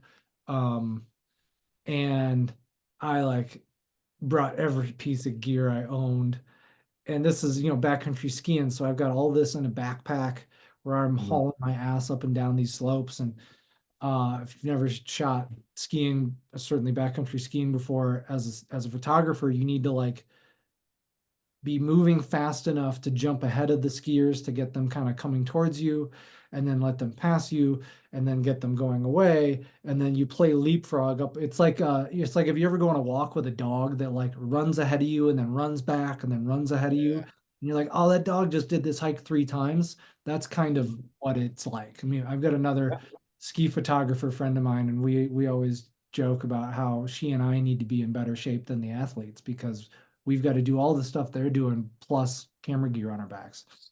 Yeah. But It's similar to cycling photography, depending on how you're shooting. But yeah, yeah, you get you're it. shooting So from the bike, I guess, is what is specifically yeah. I mean, I didn't get that experience when I did Unbound, but I because still we have need cars.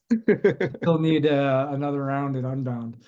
But that yeah, I mean, and the funny thing was I loaded that backpack with probably 6 different lenses and like double bodies and like all this other bullshit. And I used one single lens. I used a 24 to 105 for that entire shoot. Um, we had terrible conditions as far as like skiing goes. It was like totally blue sky, not a cloud for 100 miles. So super harsh light, melting snow. It was like almost 60 degrees. We were in like t-shirts.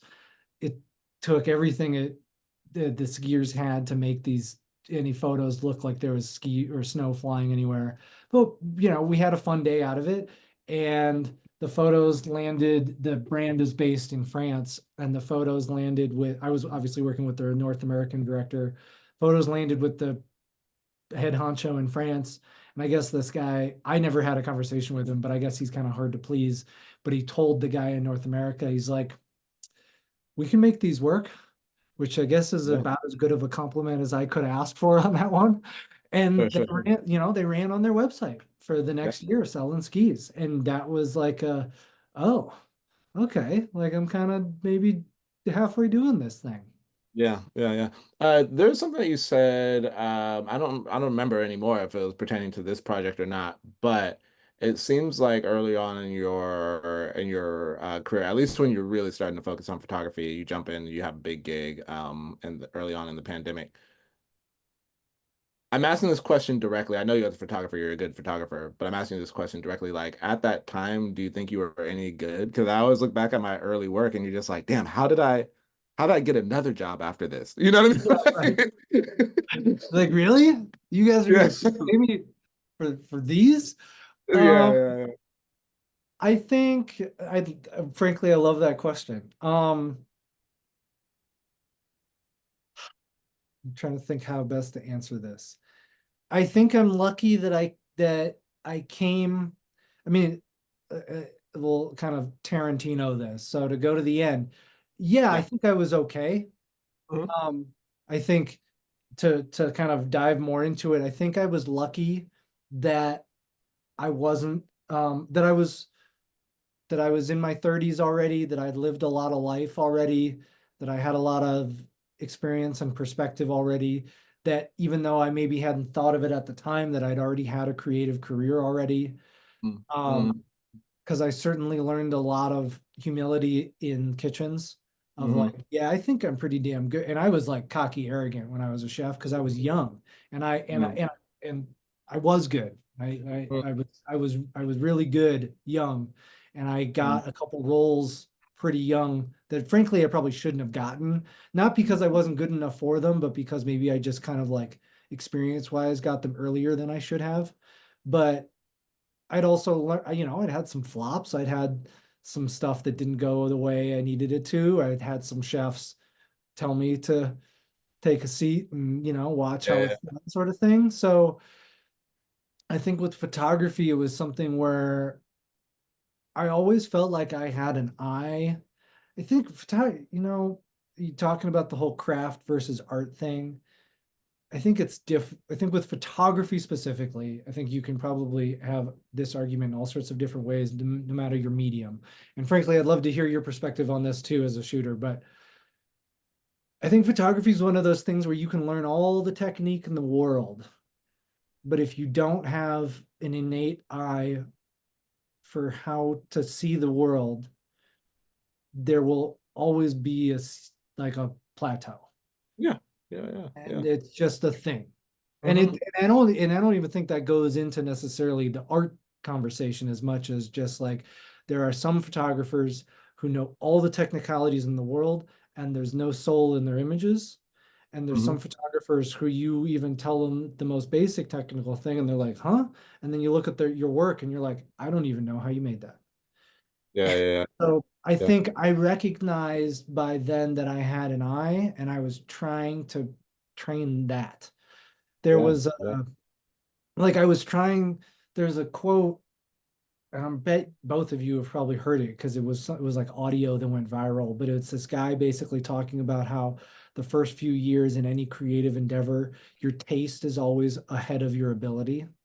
And you're Sure. I mean, I've never heard oh that quote, but yeah. yeah, I'm paraphrasing, but it's basically like your taste is always ahead of your ability. And so Mhm. you're perpetually disappointed in your own work because you know what something good looks like, but you're not hitting it yet. And those first few years, it's like, or 10 years or whatever, or forever, it's like you're trying to just get your ability to live up to your taste and Mhm. to your vision. Mhm. And I think I heard that early enough to have like a tangible connect on it that Mhm. matched with kind of how I already felt, where I was like, Yeah. I recognized really early on that there was enough in photography for me to learn enough to know I didn't know shit, Yeah. Yeah. and early enough for me to recognize in my own work, like I've got an eye and a perspective that feels unique, but I'm trying to find my voice in it. Like I know what I want to say, but I don't quite know how Mhm. to say Yeah. it. Yeah. And I think, those first couple gigs, that was part of that conversation with the world was like, Yeah. Yeah. Yeah. oh, okay. People seem to have something positive to say about this. Like I know that I would love it to be better or whatever, but like I could see the Mhm. progression. Mhm. Um, and so I didn't think, to your question, like I didn't think I was a quote unquote good photographer, but I thought that I Mhm. could. Sure. Yeah. That's So a it was great like answer. enough to put my head down and try to keep it rolling. Yeah. I think my response to that remark is that and we've talked about art as a language literally every single podcast, and I think at this point it just will just have to like that conversation will emerge throughout all the different conversations that we have with other creatives. But I think when it comes to language, right, like if you were to do spoken word, right, you are taught how to speak at a young age, right? So you can create these moments and you can create these expressions based on this like long experience of just learning how to talk, right? And you can do that obviously with writing because you are taught formally how to write. You can even do that with other visual arts like painting, because painting, you get to create your world, right? Like you get to say, like, I want a monster here and I want a mountain there and I want a child there and I want all these things. You can create these things and they will organically fall into place, or you can make an edit and change things if you're like, ah, that's just not right. In photography, you don't have the ability to create things in that sense, right? Like if you need something to feel a certain way, you need to know what perspective, what composition actually makes things feel that way. You have to use your actual body to create a moment and feel. Where if I'm speaking, I just instinctively know that if I want to create a certain moment and feel, I can raise my voice, I can talk faster, I can talk slower, I can lower my voice, right? It's instinctual. Same thing with painting and things like that. Again, you can place things where you want them to be, like you are God, right? But again, in photography, that communication is based on your ability to know where to put things at the right moment with a piece of glass in front of your face. You know what I Yeah. mean? And your lighting also changes that, right? People don't just walk around studying lighting. You know what I mean? People don't walk around being like, oh, that house over there is lit broadside. You know what I mean? Or like, oh, like you have like nice Rembrandt light on your face right now. Like no one does that unless you've already been trained, right? Where we Yeah. can hear sound and see other visual arts or see somebody's photography that's done correctly and be like, ah, I like that. And then you just move on. You never break it down. You never Yeah. really try to study the language.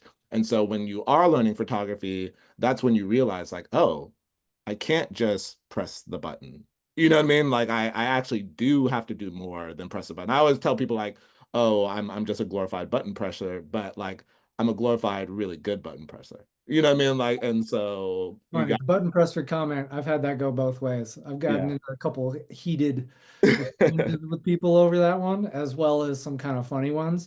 My Yeah. personal favorite thing to do, if anyone ever says that to me, or if they're like, if it's a situation where me being salty feels called for, Mhm. uh, Mhm.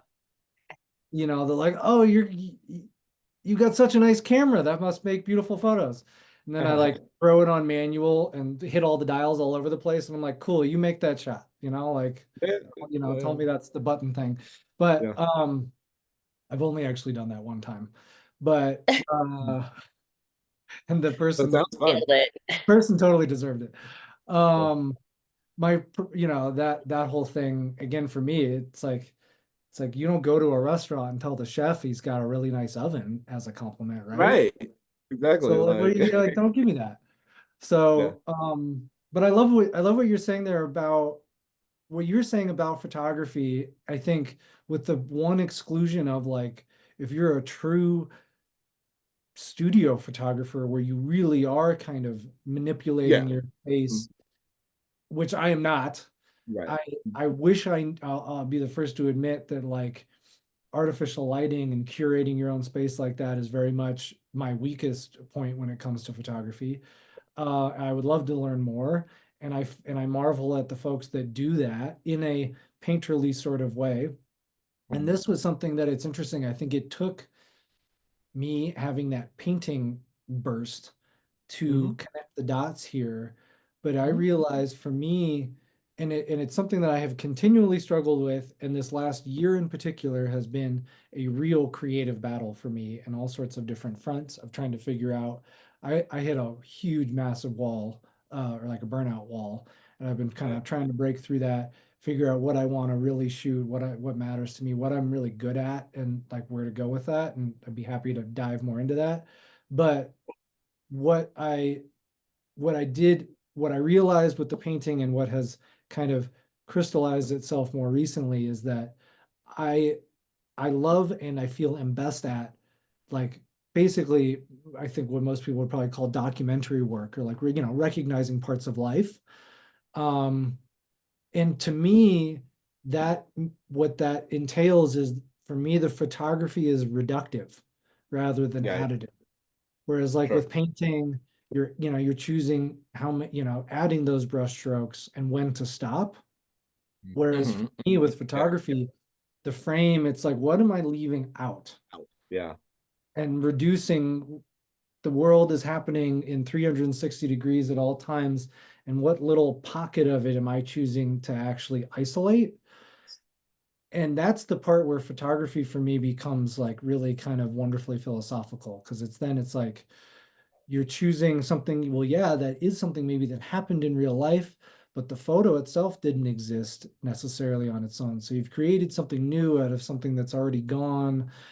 And Mhm. the whole idea of freezing time and place and everything and having a tangible artifact of time, but you could have left things in the frame that maybe have zero relation to each other, like a street Mhm. photography photograph where two people might be in your photograph that have never met, that didn't even interact in time and space, but now they exist Yeah, yeah, in exactly. this Yeah, yeah, thing. And that's the, yeah, I don't know, yeah, I yeah, can kind of go down that rabbit hole for a while. But that yeah. was, I think when I realized that that's for me where it makes the most sense, was what really freed me up to hone in on a few of the parts of my work that I enjoy the most and kind of where I want to take it further. Um, is that kind of reductive sense of it. It like photography is a means of kind of simplifying the chaos of the world for me, and kind of also it gives me, the camera's like a tool to remind myself of just little beautiful pieces. Hmm, hmm, hmm. Yeah, yeah. Like I always think it's like analogous to just I do agree that photography, the way you're describing it, is reductive, but it also is like when you form a sentence, you're not forming a sentence based on a limited selection of words, right? You're choosing words from a litany of words you could choose, to define something, or express something. And so, and again, I think it's really just like this. I'm curious to how people receive photography about 100 years ago. Like how, like what were the discussions in terms of like how is photography being appreciated? Because I think now it's just so ubiquitous that it just goes over so many people's head that if you're looking at good photography, there was probably some sort of intention involved in it. Like it's just Yeah. rare you see a good photo that's like entirely from its inception an accident. There are a few, but it's just like for the most part, a good photo has some intention. And so it's just so funny that like I think even going forward, because people have phones and billions of photos are taken per day, that the idea of good photography, or not, it's not even that good photography, but like this intentionality that you're speaking of, I think it's still going by the wayside. And I think it's still like this like fleeting idea that people just don't appreciate so much. It's like, yeah, like the street photography thing is a great example because you can take a Joel Meyerowitz, right? And you could take a photo and you'd be like, oh, like you see that photo with the horse falling and blah blah blah and everybody's watching. But if you were to like have the opportunity to interview those people and be like, oh, did you remember this photo was taken of you and you were in it and there was all this chaos happening? Like, kind of. You know what I mean? Like they'll be like, yeah, like, but Yeah. how? It's like this huge moment, and but it's like, yeah, that happened for like a split second, and I was on my way to work. Yeah. And it's just like it's interesting. Like people aren't appreciating like what the photo has the potential to do in that sense. The way it makes you feel and evoke an emotion or even think longer. It's like street photography is like that is its magic trick, right? It's making you think something's happening that quite possibly might not be actually occurring at all, you know? Yeah. Yeah. It's yeah, it's fascinating when that hits right. And it's, it's funny, you show a lot of that sort of work, that sort of documentary street work to people.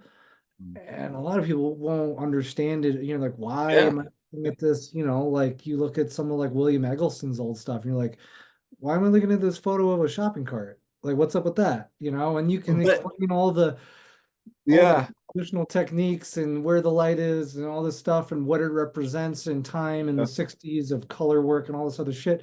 But it's still a photo of a fucking shopping cart.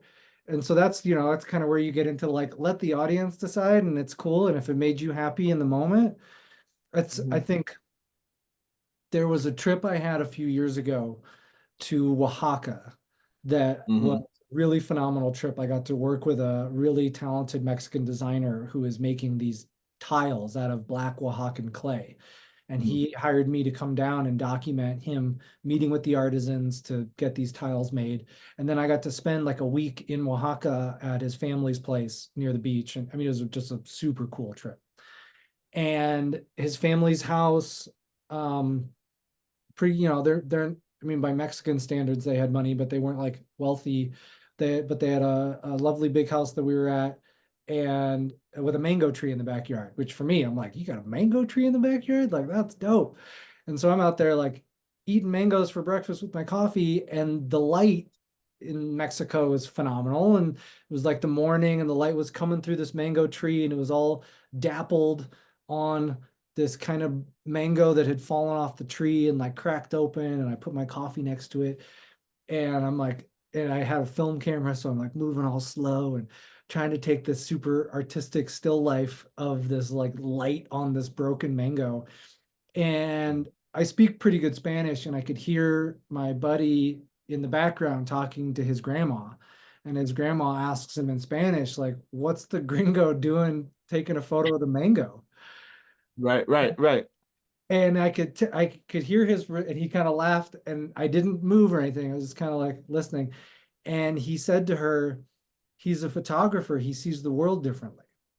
Mm, mm, That was like one of the most beautiful compliments that anyone has ever said about me, ever. yeah, And yeah. it was also kind of this like wonderful thing that also drove home for me the beauty of the camera, that I like through this creative shit that I've been stuck in the last year, have kind of tried to remind myself, where it's like it's this tool that gives me an excuse to be observant.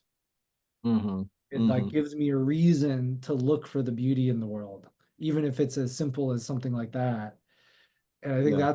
that's I'm super grateful for that. And that intentionality, I think, always is at play. It's like so much of our lives these days are, stuck in a state of suspended attention from all the screens and all the stuff and the constant news and all the things.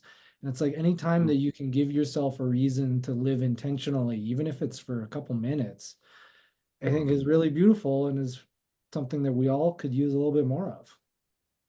Yeah, yeah. What is this shit you're stuck in? You've mentioned this a couple of times now. Describe this shit? I don't know, man. I've just been in a creative like purgatory. Yeah. I haven't been yeah, I haven't been excited about my own work in ways I haven't really, it's everyone, certainly when I got started with this game, was like, be careful making this thing that you love work, because it'll be Mhm, work. It won't be the mhm, thing you mhm. love anymore. And that is Yeah. 100% come true in some very specific ways. Um, Not to say that I don't love photography, but it has changed the way that I interact with other parts of my life. Um, I think, just to be frank, like freelance business wise, it's been a really difficult year. I just had Sure. like Yeah, a yeah. ton of stuff that came my way that didn't actually happen. To the point of like the week of waiting for contracts to get signed or whatever, and stuff gets pulled. And, it's always the sort of stuff that I don't have control over, but I'm beating myself up over it. Mhm. So it's just been a really weird, difficult year in a lot of ways, of just trying to figure out what is the work that I am really good at, but also like enjoy, and Mhm. allowing myself to move towards that, and maybe relinquishing some of my previous kind of perceptions or story I've told myself, or maybe even kind of some of the initial goals, kind of rewriting them a little bit. Um, I'd say the most tangible thing I can say is like, I got a dream project this last January where I got to shoot stills for a ski film in Japan, which, Mhm. like, if I grew up in a tiny ski town. Like, if you told me as a little kid that I was going to go shoot photos for a ski film in Japan, I'd be like, yeah, okay, like that's sounds Yeah. pretty cool, but like, you be real here. And I made it happen, and I got really lucky in the way I made it happen. I was at the right place at the right time. I also was at the right place at the right time with the right portfolio to showcase to get the gig, which I think is another lesson that somebody told me early on, that I think might be some of the truest shit I've ever heard.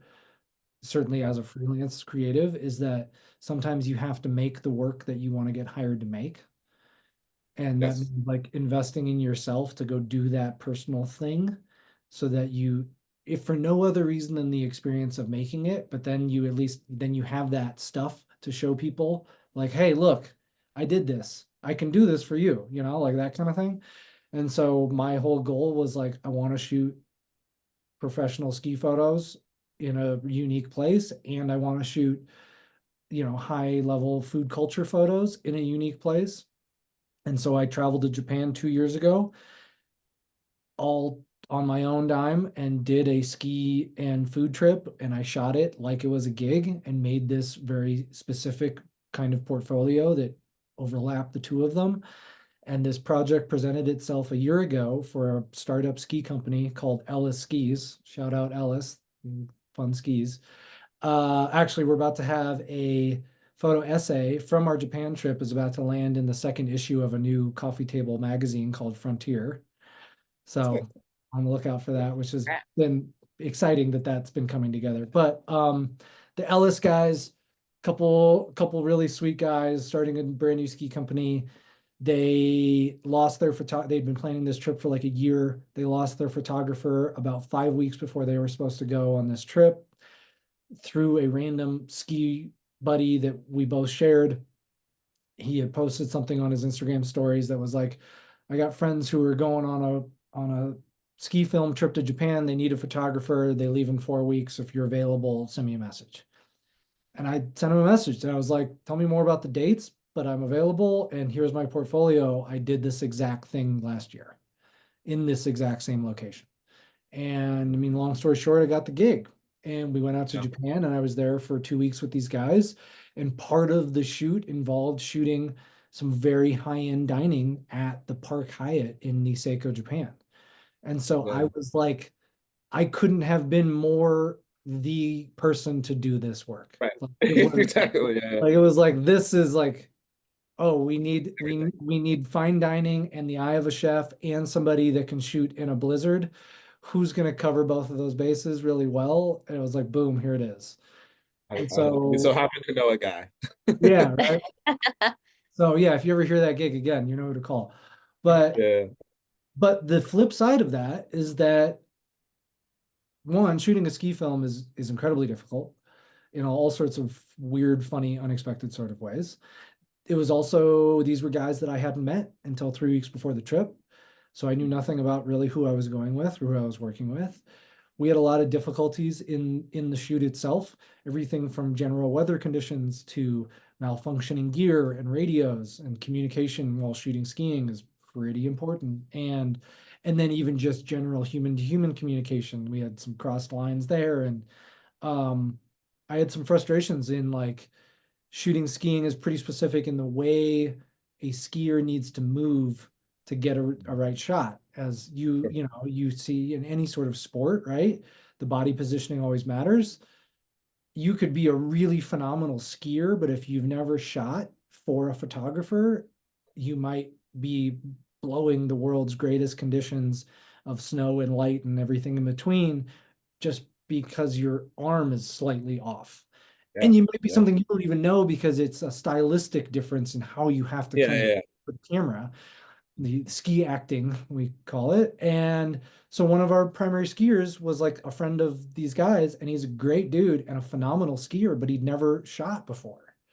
And Mhm. so we were basically losing a bunch of amazing photo opportunities simply because of goofy stuff that could be fixed, but was kind of hard to fix like on the fly, you Yeah. know. Fortunately, he was really coachable and was cool to work with. And we basically got into a groove where like I would shoot and then I would just show him the camera like immediately and be like, hey, Yeah. Yeah. Yeah. this is like everything else lined up here, but I need your shoulder different, or I need you Yeah. to Yeah. raise your pole like little tweaks. Yeah. But when it Mhm. comes to ski photos, it's like tweaks that make a pretty huge difference. Sure. And fortunately, by the end of the trip, like we were nailing them and we got some bangers.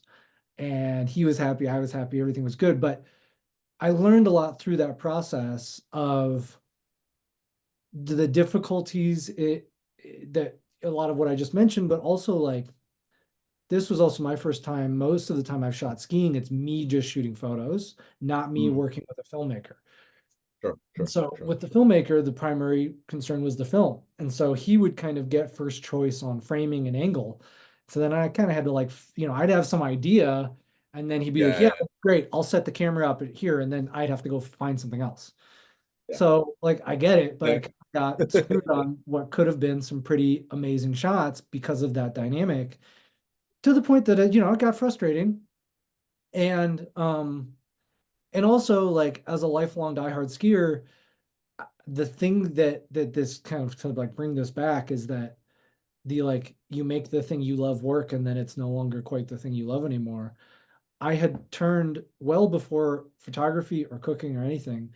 My favorite thing in the entire world was skiing. There's nothing where I feel more like myself, like more Yeah. free, more alive, more all of the things that make people happy.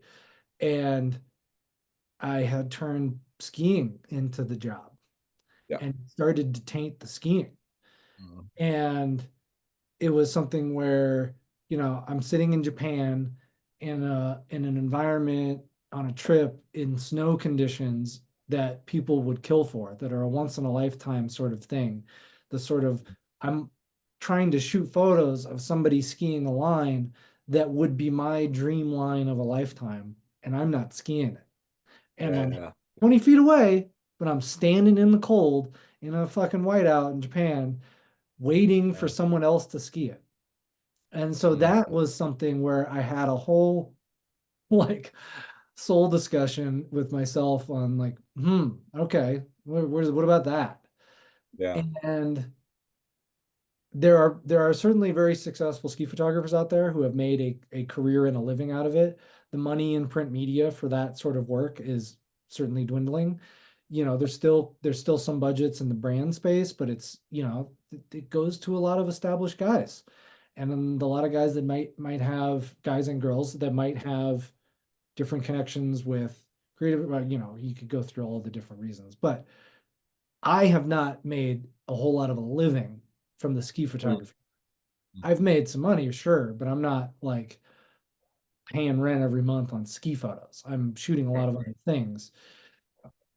And so it kind of made me think it through of reevaluating some of those initial goals and maybe shifting it to like, I still want to make a living being creative, but maybe I need to reclaim a couple of these things that I've tried to make work and make them for me again.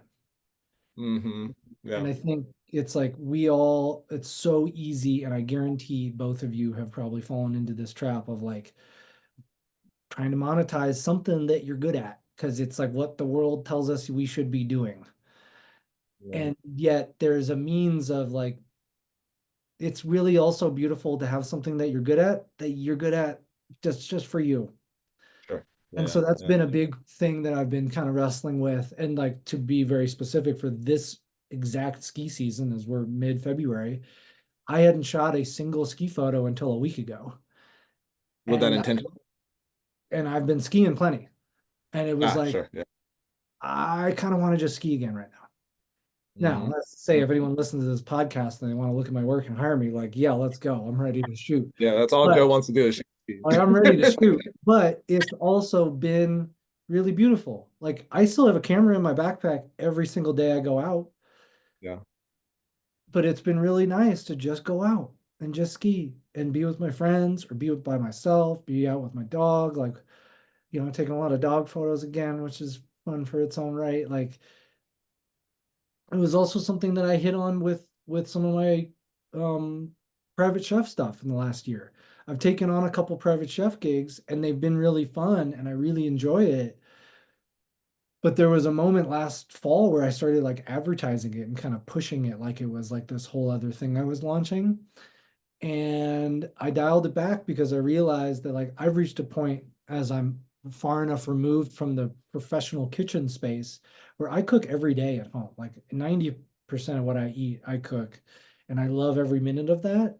And it is my safe space and it is like my happy place and it is where I lose my anxiety and it is where I can kind of zone out. And doing a random private chef gig here or there that comes out of a referral is lovely. but I realized that I didn't want to make it a business again in the sense of like marketing and pushing and doing all this stuff because I kind of needed that thing for me. So it's like if a buddy of mine knows somebody who's throwing a big party and they're looking for a private chef and they're like, oh, hey, Joe does that and they want to call me, like, dope. That's great. If I can fit it in, that's fun. But I wasn't trying to make the whole other thing this business again because I kind of like, I just needed something for me. And so that's really been the kind of creative piece I've been wrestling with where I go with my photography work specifically. Mm. Um, This makes me think of like kind of where I feel like a lot of artists, as I would like to call you both, uh, in this capitalist society where it's kind of like if I love this thing, how do I monetize it? yeah. It's like I keep asking myself from like my point of like of just emotional burnout on what the world is and not seeing a reflection of like myself in it. Like if I could do anything in the world that and it didn't require me to make money or to help anybody else, what would I do? Because it's Yeah. it's like Yeah. we're always trying to answer those questions so that like the expression serves a purpose Yeah. I because think it's like, that's what it means to be productive. yeah. And it's like if you're not monetizing your hobby, you're not being productive with your time. And I think that's bullshit. I think you'd say it's Yeah. taken me some time to reach that conclusion, but that's where I've landed, where it's like it's really, I think it's vitally important to have some hobbies or some form of expression or fun or whatever that's just for you for the sake of the fact that you like doing it. Okay. You don't need to monetize everything. And frankly, not monetizing everything makes all of it kind of like better, like it feeds off of each other in interesting ways too. If you kind of remove the pressure of trying to make something make ends meet, it gives you some energy back. And I think that's kind of where I've been playing around in the last few months. Um and it's interesting on the professional photographer side of things, a piece of where I've kind of landed on some of it is over the last few years I've shot weddings and not a lot and it's something where we could talk about the whole wedding photography space and how people feel about that because that's a whole loaded gun by itself but um Every photographer I know has like feelings about it. I mean there's plenty of feelings to be had and they're all valid one way or another. um for me though it took several years to reach this place. Initially, I started shooting weddings because a friend of mine asked me to shoot her wedding, and she was somebody who I couldn't say no to. And it was an honor, and I did it, and I actually kind of enjoyed it and was like, huh, okay. When I first picked up a camera, I was adamant that I would not shoot weddings. And then that happened, and I was like, oh, okay. And then I had another acquaintance that I knew who ran one of those like adventure elopement businesses. Mm. It's like take photos on top of a mountain with your wedding dress on for Instagram shit. Yeah. And um, That old MLM scheme. No, it's fine. I mean, close enough. Um, and he basically hired me to be like an associate shooter for him because he was like a volume, like he was cranking these out and he was making a ton of money doing it. And he'd basically pay me a very nice fee to essentially just go on a hike Yeah. and take photos of people in a place that I already know and love in the mountains. And I didn't have to edit anything. I'd hand the cards back to him, see you later, get a check, and that was lovely. And then over 2 summers, I began to like really hate those, despite them paying Yeah. quite well. And then, but at the same time, I had a couple weddings that I shot entirely on my own that had no relation to his business. And I shot them on my own terms and my own style. Like for him, I kind of needed to match his style, which wasn't really totally aligned. And um, doing the ones on my own, they were small destination weddings primarily, and like under 100 people, under 80 people. Um, and it took some time to realize what I liked about it. And it was that they felt, when I was allowed to essentially kind of do my thing, they felt like an exercise in street photography because it was me playing documentarian in somebody's life. And it took, again, and then I went back and I did another one of those elopement things, and it was completely contrived images purely for the gram. And that was the Yeah, yeah, part that I hated, where it was yeah. like, there's nothing honest about any of this. Like, these are people who like got, whatever you want to do on your big day, like, good for you. But Mhm. there were plenty of couples where they were doing it so clearly because it was a trend, because it looked cool on Instagram. Fucking People who were normies. coming from coming from flatland states, who had never been to Colorado a day in their, Ah, who their second day, and I kid you not, I had two brides in back-to-back weeks that I had to get off of a mountain because I thought they were gonna like have a heart attack because of the altitude. And so it was like Sure. legit, like, this is not a space that you are comfortable in any sort of philosophical or physical sense. This is a completely like contrived thing. Mhm. this is an Well, omen for your wedding, bitch. Marriage. and but on a normal wedding day, it there's an opportunity for honesty and candid like life to happen, and randomness and random like beautiful things. And that's the part where I was like, oh, that's actually really interesting to me. Like, this is an opportunity for me to get to document an extremely important day in somebody's life. But if they trust me to do it the way that I want to do it, that has nothing to do with like posing you or what Instagram is showing or trends or any of that. This is me very much kind of playing photojournalist. It's it's an opportunity to pay attention Yeah. and to try to recognize something real.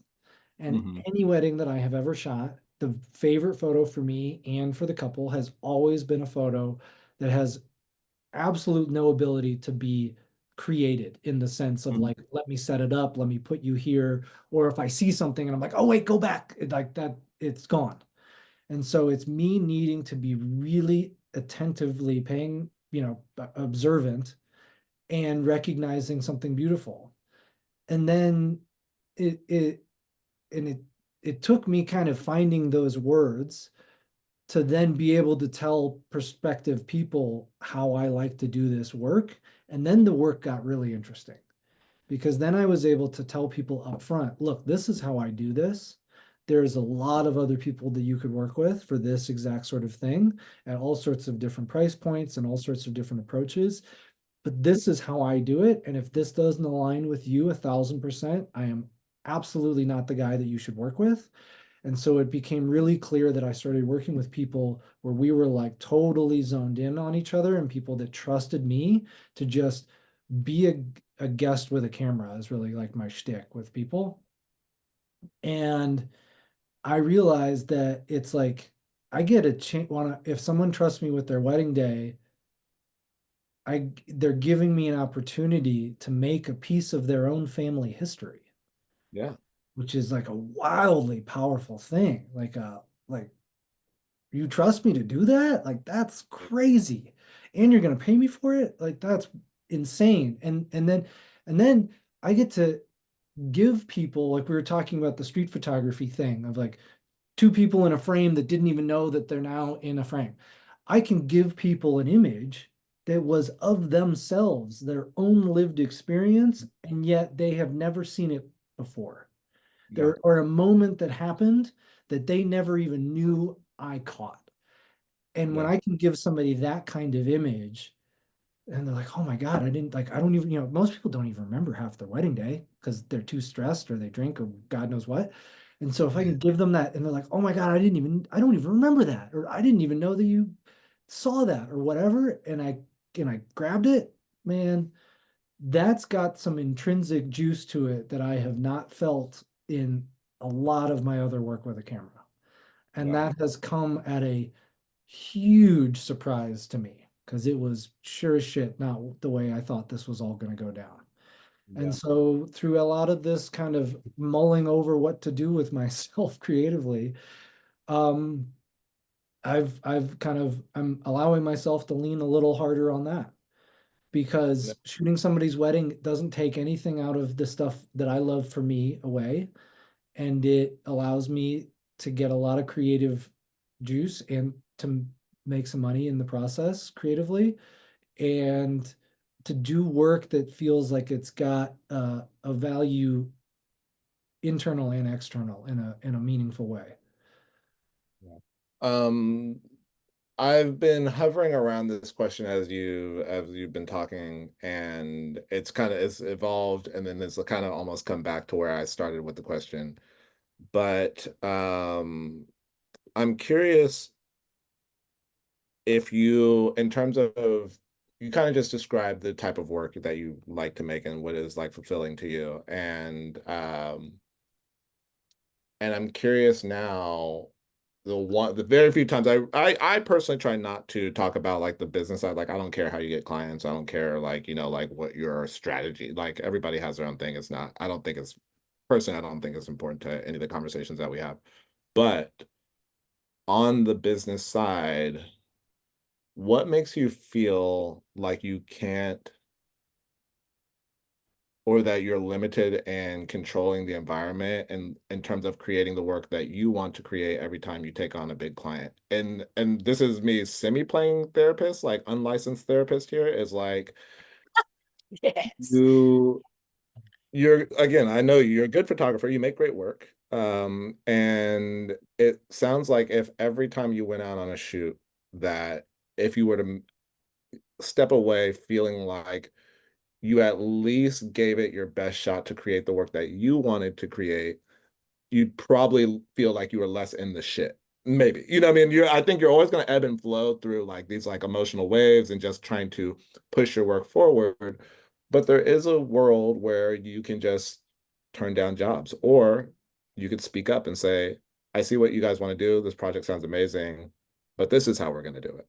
And Yeah. I think a lot of photographers, especially in like a nascent state of their career, and this goes for me too, is that we sometimes will take the job, and I'm not saying the job is good or bad, but we don't even give ourselves the own agency to say like, if you're hiring me and there is no creative director or anybody above me who's going to tell me literally what to shoot. Of course, you'll get a shot list from the client, of course, you know what I mean? But if you're the photographer, at what point All do right. you step in and say, hey, like, this doesn't work. This doesn't make sense, right? Because when you look at it, you play the same role as a chef. Like if somebody brought you rotten meat, you're not going to keep cooking it. You know what I mean? Yeah. Like you're not, you know what I mean? Like, or if somebody said like, "Hey, we want this dish and we went and bought you all the ingredients. Here it is." And you look at all the ingredients, you're like, this shit ain't gonna work. Like, I know what I'm doing. I'll go get the Yeah. ingredients. I'll go make the dish because you asked me to make the dish. You know what I mean? And I Yeah. think in these, especially in the social media era, the visual creative, everybody's trying to, not everybody, but a lot of people are trying to make careers out of it. We kind of release that agency to the client and just do what we're told. And I think Mhm. that's also, and I'm not saying you're doing anything wrong, but I'm saying that I No. think that kind of makes the space a little harder to operate, right? Is because then the client says like, oh, we have this job for you, here, take it or leave it. You know what I mean? If the client was more used to photographers saying like, thank you for this job, let me look over like, what these parameters are and I will give you some feedback. If that was like more of a normal dynamic, and it does happen at a higher level, but it should happen at every level of like professional Sure. photography, right? And that, I think that's something that we should practice. And I guess, so I can just phrase the question more time, like, why do you feel like that might be like a little bit of some tension there with you? If there is, maybe Um, maybe I'm over assuming too much. there's a lot there, so I'm gonna see if I can answer this. I think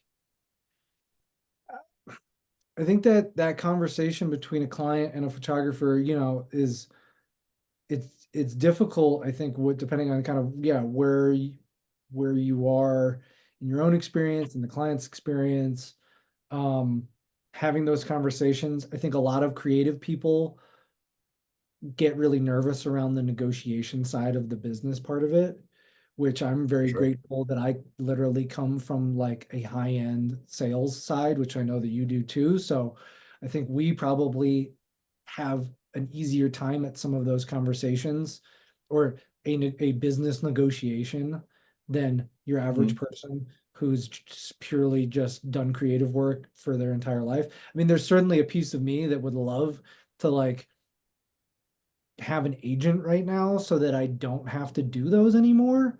Like I would Mhm. love to literally just be in the kitchen cooking, and making the images and doing all that and not have to sell myself and sell the rates and deal with usage and all the other bullshit. Mhm. That being said, if there's anything I've learned in life, I think it's that like difficult conversations need to happen early and often and like right up front. And so for me, it's something where, I mean, specific to the wedding work, because it is such a monumentally important job and thing to do, and is obviously extremely important to the client, is not something that can be done over. Typically comes with a pretty high price tag, all of those things. I've made it really important to be very blunt upfront on stuff and to Yeah. like basically talk people out of me more than anything. And it's Sure. like a weird thing to say, but I think more people should do that shit. And it's Yeah. hard when you're a freelancer and you need the gig because you Yeah. got Yeah. bills to pay. And don't get me wrong, I have taken jobs that I had zero interest in shooting because the call came in and I took it at a rate that I didn't want to take it at because I needed the cash. And that is a thing that if you are a creative freelancer, you either have done or will do, period. That Yeah. being said, I think if you can give yourself some sort of freedom and ideally some sort of financial freedom in the sense that you've got, I think that's the biggest thing that people don't talk about when it comes to like being a creative freelancer before you quit a job to like do the thing full time and to have some money in the bank is less about the like physically having money in the bank to be able to pay your bills, but having a cushion gives you a bargaining chip when it comes to your own work and sanity that is priceless in the sense that like if you don't need that cash you can say no, and saying Mhm. no has a fuckload of power to it for Yeah. everybody. And Yeah. being able to say no to a client, it might be like no, like this isn't for me. I'm not, like, you're just being honest, you're not the right fit, or you got weird vibes from the client, or they said something funny when it came to payment terms and you're like, see ya, Yeah. whatever. Or it can give you enough, enough energy to know like, all right, I'm going to point something out on this creative brief that Yes. doesn't make sense. And if Mm. they don't like what I say, okay, like good luck. Yeah. They There do, you go. then maybe we're actually moving somewhere. Yeah. So for me, that's been the part of like I've had a couple creative or commercial jobs where I've essentially, you know, had some pushback, and one where I got a deposit and I gave the deposit back because I was like, Mm. no, like I don't like anything. You were fine on that first call, and now you send me Yeah. some money, and now stuff is weird, and I don't like Yeah. it. Yeah. I need that money, but I don't need it this bad, and Yeah. Yeah. put the money back. And it was funny in hindsight. I like heard about this person from somebody else in Denver, and they're like, "Oh yeah, she's weird." So, Yeah. sometimes you do it if like you listen to your gut on that stuff. But I think for me at this point, I've learned enough to like, I love it. I love it when somebody trusts me to just like Yeah. see the world how I see it. I think that's the part that a lot of people, when they hire a professional photographer, unless they are like deeply in the marketing and advertising space and really understand it, I think a lot Mm. of people, particularly kind of small business owners, don't realize that you're not just hiring somebody that like has a camera and knows how to work it. You should be hiring somebody because you appreciate literally the way they see the world. Yeah. Yeah. And if you don't about that person, then you should find somebody who you do. Yeah. And, Yeah. I think obviously we all have budgets that we have to work within, no matter the business or the scenario. I think on the lower end of the scale, the first question out of somebody's mouth is about what's your rate. And I hate that, like deep down in my soul, when somebody sends me an email about a gig and the first thing they ask me is about what my rate is and don't tell me anything about the gig. Where it's like, hey, are you available on July 21st? We're going to be in the mountains for 3 hours. What's your rate? And I'm like, that doesn't tell me shit, man. Like, Right. my rate, one, there's a lot that goes into my rate, but you need to tell me a whole lot more than that.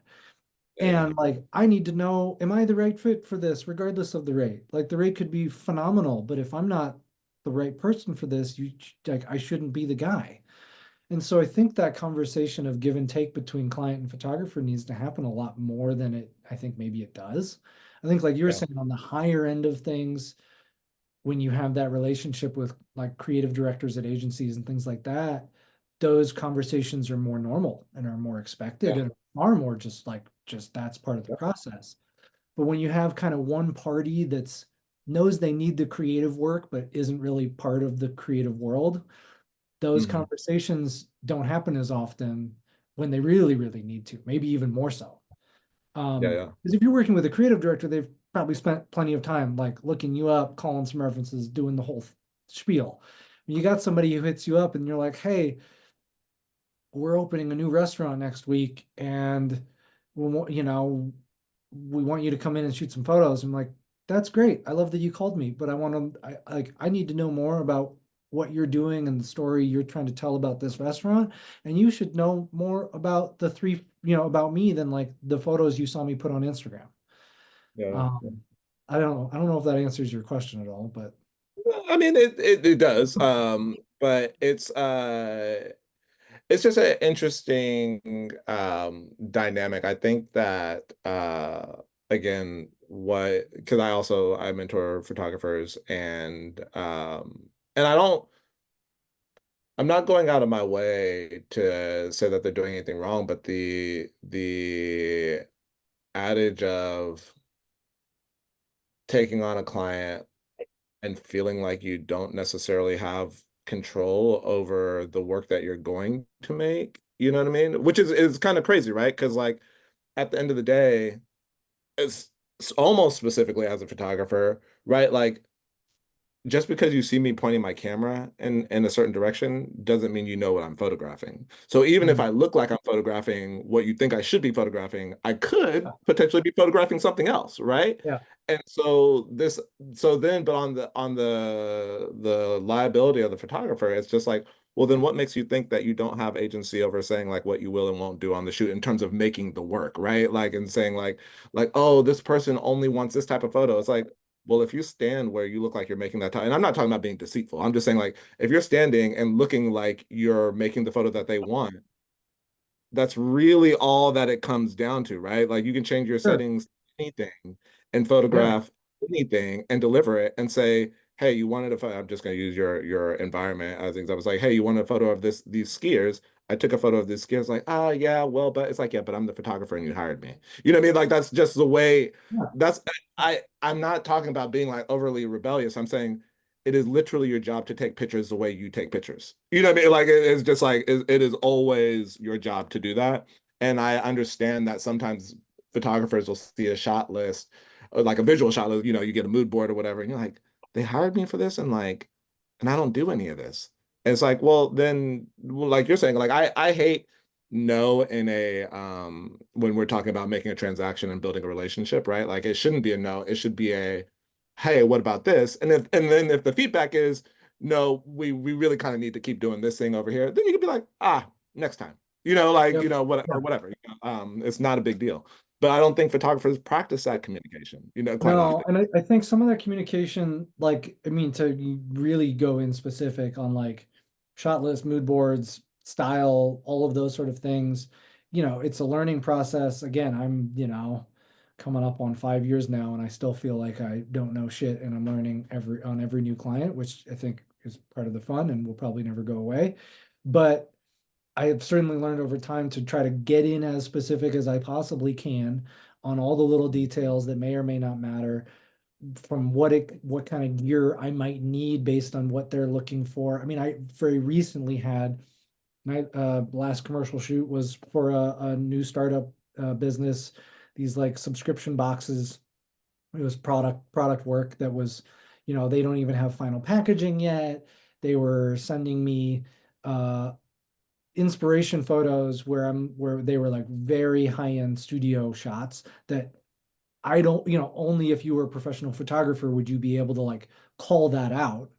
And Right. fortunately on the phone with this founder, I was like, look, like these are great. I'm glad you're sending me these. You need to know that I cannot make that photo based on the budget you have given me. Right. I Right. would love to, and we can get to that point. But like based on what you have told me that your budget is for this project, that is not an image I can make. And you probably don't know that because you are not a photographer. And he was super chill. He's like, yeah, man, I'm like, I don't know what I'm doing. I'm just trying to get this thing off the ground. And he's like a Bay Area tech guy who sees an opening in the subscription box space and is jumping at it. And fortunately for me, was in the kind of iterate, where he's like, these photos need to get me off the ground. They don't need to be the photos I use for the next 5 years. And I was like, Yeah. cool. So let's make something. And I was like, for what you have to work with, this is what I can do based on what you've shown me. And then we Yeah. went with that. And then when I delivered the images of what I did make, he was like, holy shit, these are way better than I thought they were going to be. And I was like, well, dope. Oh, It's awesome. yeah, Meanwhile, exactly. the whole time I'm on the shoot, I'm like, these suck. I am totally botching. He is going to hate Yeah. every single one of these. Like one idea that I had, every once in a while you have like a vision and you're like, man, if I could nail that shot, that'd be cool. And it almost never comes out. But every once in a while it comes out exactly how you like had it in your brain. And we got that Mm. shot. And I was like, all right, that's sick. Like I like this. I hope he does. Yeah. And he Yeah. did. Um, but it was a very, very distinct, like, this is what you're sending me that you want. I cannot make that for you. Yeah. Based on what we have available right now, like contextually for him, I'm like, there was probably two lighting assistants, there was a studio rental, there was, God knows what kind of gear rental, there was a Digitech, there was like all of this stuff. I'm like, if you got a budget like here, I know all of those people and I would love to make those images. Yeah. But if Yeah. that's not where we are today, then we need to dial things back to something that I know I can confidently tell you I can do. Yeah. And Yeah. it was an important conversation to have about that. Yeah. I think it just makes the experience like even though you said like it maybe during the production of the shoot you were like I don't know about these photos, but then it still brings it all 360 once you do get to kind of like close out that whole project and the client is stoked and you're like and the client's stoked because you had a conversation that helped you guys meet each other's needs, you know what I mean? And then you're just like okay cool, like maybe I didn't feel like I knew what I was doing, or maybe I just wasn't in love with these photos, but we talked about this before. I gave it to you. You're happy. Now I'm happy because that's also part of the job, right? It's a service. You want the client to be happy. Yeah, Boom. yeah. And then you did. And you build from that. If he wasn't happy, I would have reshot it, on my own time. Yeah. Like I'm gonna make it right for whoever. But yeah, that was something that I would have certainly struggled with several years ago, trying to like know that it's okay to tell somebody like I can't do that, what you're asking for with Yeah. what we like in the same box that we are currently playing in that you are comfortable with. This is what I Mm. can do, and being able to kind of stand your ground on that, I think, is something that can be scary and daunting, and especially like when you need a gig or whatever.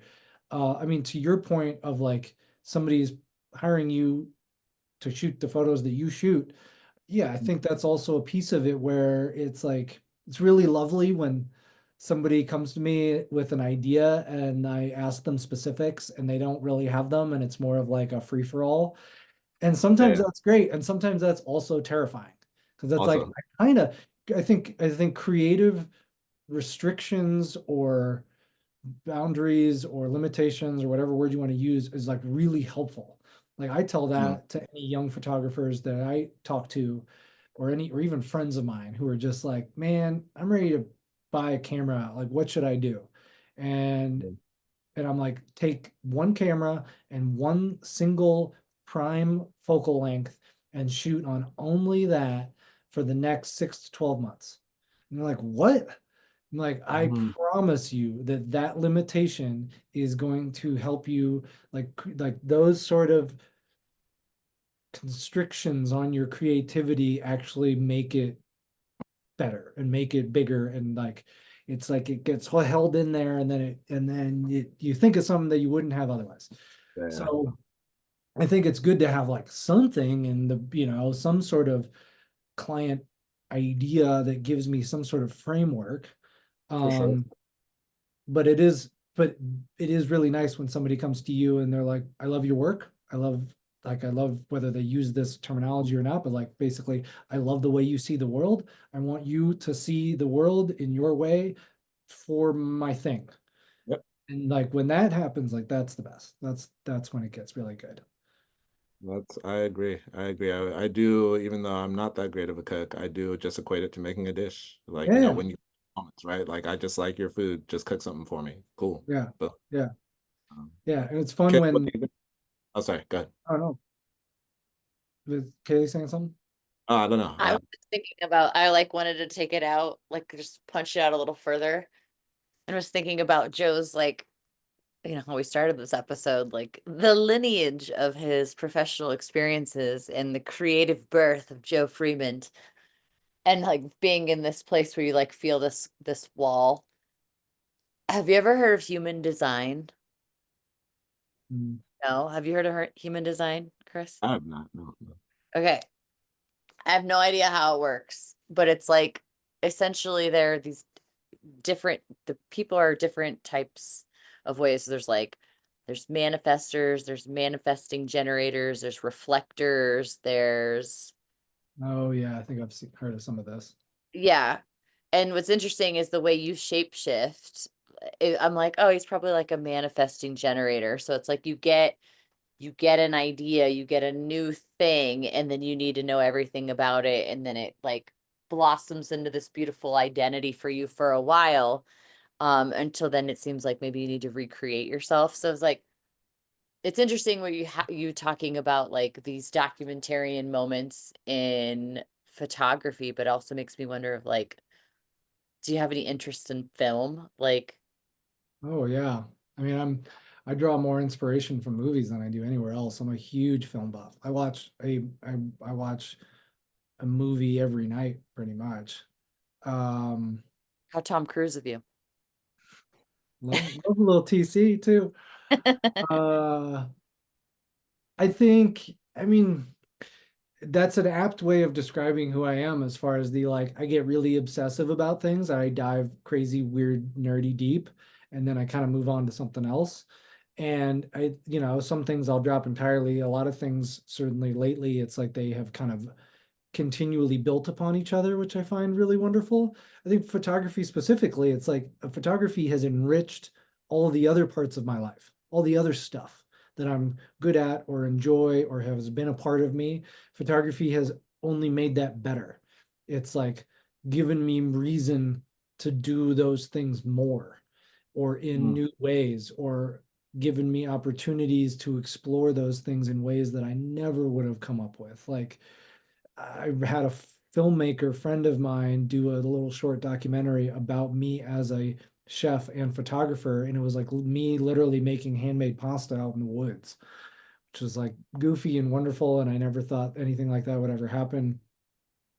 Um, and recently, I think a couple of my favorite creative projects and specifically photography projects in the last 6 months have been full circle back to food, where I've gotten to shoot some restaurant projects that purely like, again, it's like only my life experience and perspective kind of allow me to be the right person to call for these gigs. Where there was a 10th anniversary party for a well-known restaurant in Denver, and I work with a woman who handles the marketing for this restaurant, and she basically kind of fought to get me the gig because she knew there was this 10th anniversary dinner had a bunch of chefs that I've known for 10 or 15 years that are some of the best chefs in Denver that I've admired for years or worked with when I was in my 20s or whatever. And she fought for me to be the photographer for this dinner. And she gave me a shot list because the restaurant group obviously had some boxes to check, but it was pretty basic.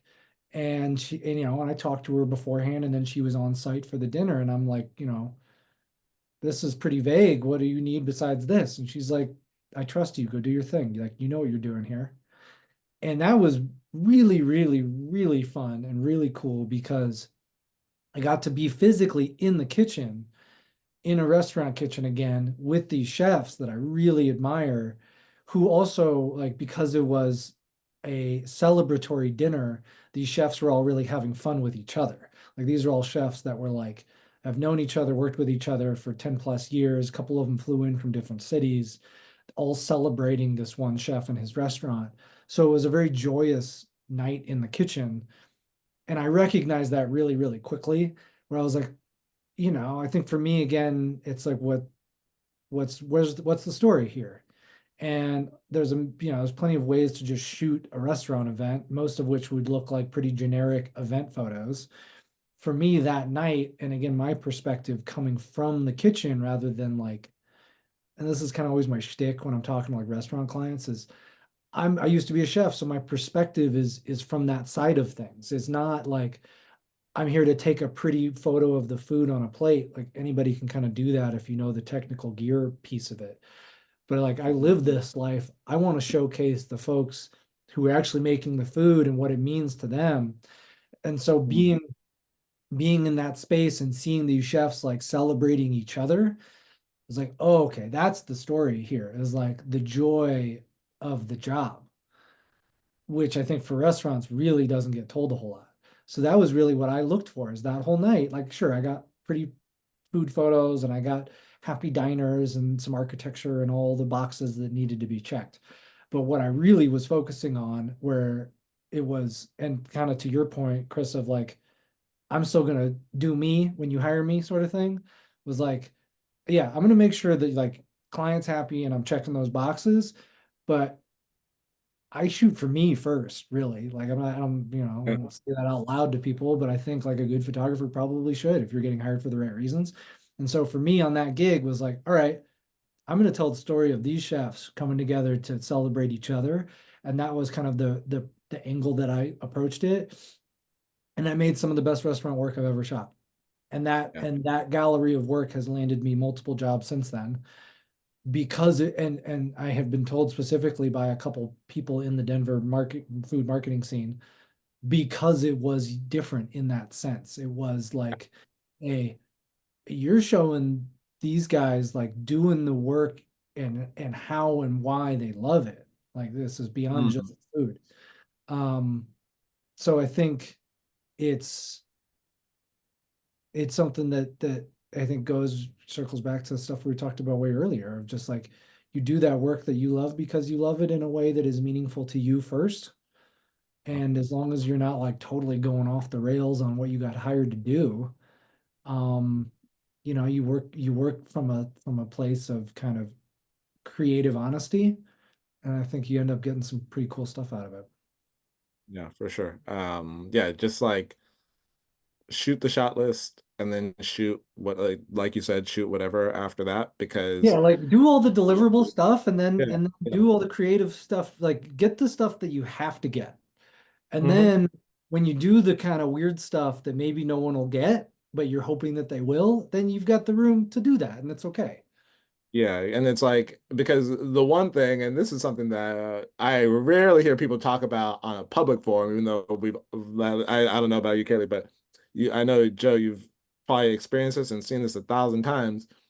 Is you get hired for work, you get paid, you shoot the photos, client says it's great, and they use like two. And you were like, and they aren't even the good two. You know what I mean? Like they're just It's like, not even, you're like, those are the two? yeah, like, and so it's like, so when you think about that, when you put that into perspective, it's like, shoot the shot list, yes, shoot your creative thing because you have no control over what they actually do when they get the photo, and they might end up using the photos that weren't on the shot list at all, and then they're like, this is Right. amazing, and that's how you start creating your identity as a professional in the Yeah. industry, right? It's like, just do what you're supposed to do. You know what I mean? Like, just like, and what you're supposed to do is please the client and shoot for yourself. You have to do both those things, and Yep. I think that's a really beautiful and important point that you're right, nobody ever really talks about, and is so true. And I find it fascinating in different contexts of seeing what people use, Mhm. because it's sometimes it's my favorite stuff, but a lot of the Mhm. time it's not. And it's like Yeah. really interesting. Yeah. And sometimes it's not in the sense of like I kind of threw that one in there because I know you needed that shot, but it's definitely not the best shot. But like I guess I'm glad that you like it, question mark. And then other times it's like, oh, like I like that photo. It wasn't my favorite, but I find it interesting that you like that photo. Like Exactly. Exactly. on this magazine thing I mentioned, that's this like photo essay from that Japan trip last year. The editor that I was working with, I had a gallery of over 400 images from this, like final images from this trip, and we narrowed it down to like kind of 50 together. Or Mhm. he kind of made some selects. I was like, let me throw a few of my favorites in there. And then I want to see, what your like final pick was. And I think we nailed it to like 15-ish or something. They were not photos that I was expecting him to pick. And Ah, okay. almost entirely out of the Right. 15 shots, there was maybe three that were the photos that for me are like obvious picks. Hmm. And I found that really fascinating. And a very uh different way of telling a story, him being a magazine editor. And this is like kind of my first like full-on photo essay that's going to be in that format. I've had kind of some single images get printed, but not like a full-on kind of 8 to 10 page spread sort of thing. So it was kind of a new experience for me, and seeing what he was choosing and how he was choosing them to tell a story that interestingly can be told in all sorts of different ways, even from the same group of photos.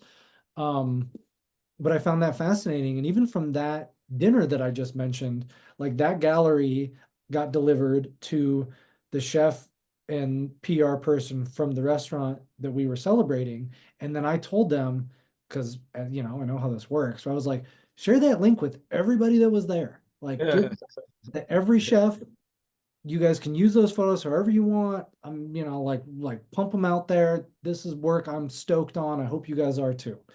And that gallery got, you know, oh, my dog's gonna say hi. That gallery got pumped all over and downloaded, and every single chef was sharing photos and reposting them.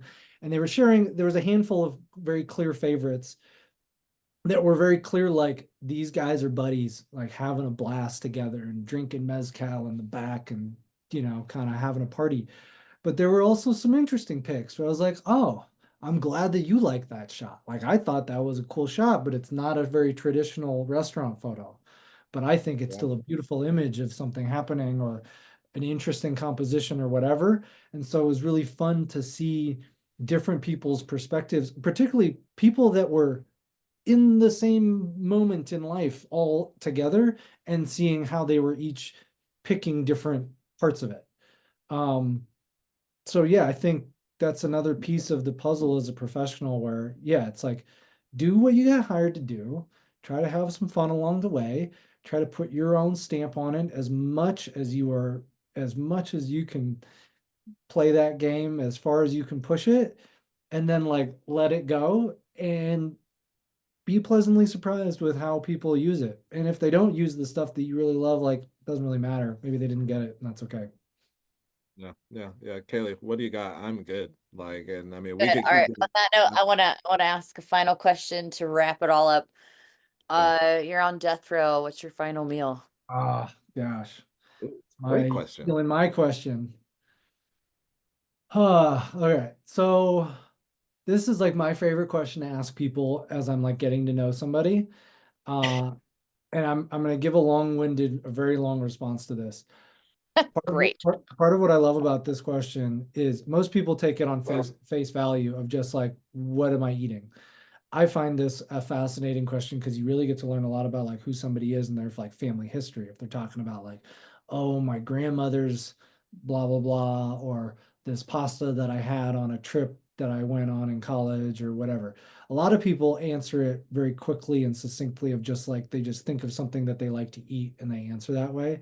I like it when people kind of take the time to like go a little deeper on like things that like a dish that was like meaningful in their life. So with that The being same. said, um, My mother's cocoa van. Also, for the record, this is going to be a stupid amount of food because if I'm dying, like I might as well go out like bloated and fucked up. Okay. So this isn't just like, oh, the last thing I want to eat. Like, no, like if you're about to put me out, I'm gonna go out like uncomfortably full. So my mom's cocoa van with mashed potatoes. There's a fried chicken place in Kansas City called Stroud's that does pan fried chicken that we used to go to every year for my birthday when I was in college. That's phenomenal. So we gotta throw in some Stroud's fried chicken. Uh, a like absolutely over the top blowout sushi boat thing of like lights out tuna and ikura and uni and just crazy, just a whole sushi extravaganza. Um, black garlic, spicy black garlic tonkatsu ramen. There's a spot in San Francisco called Saiwai.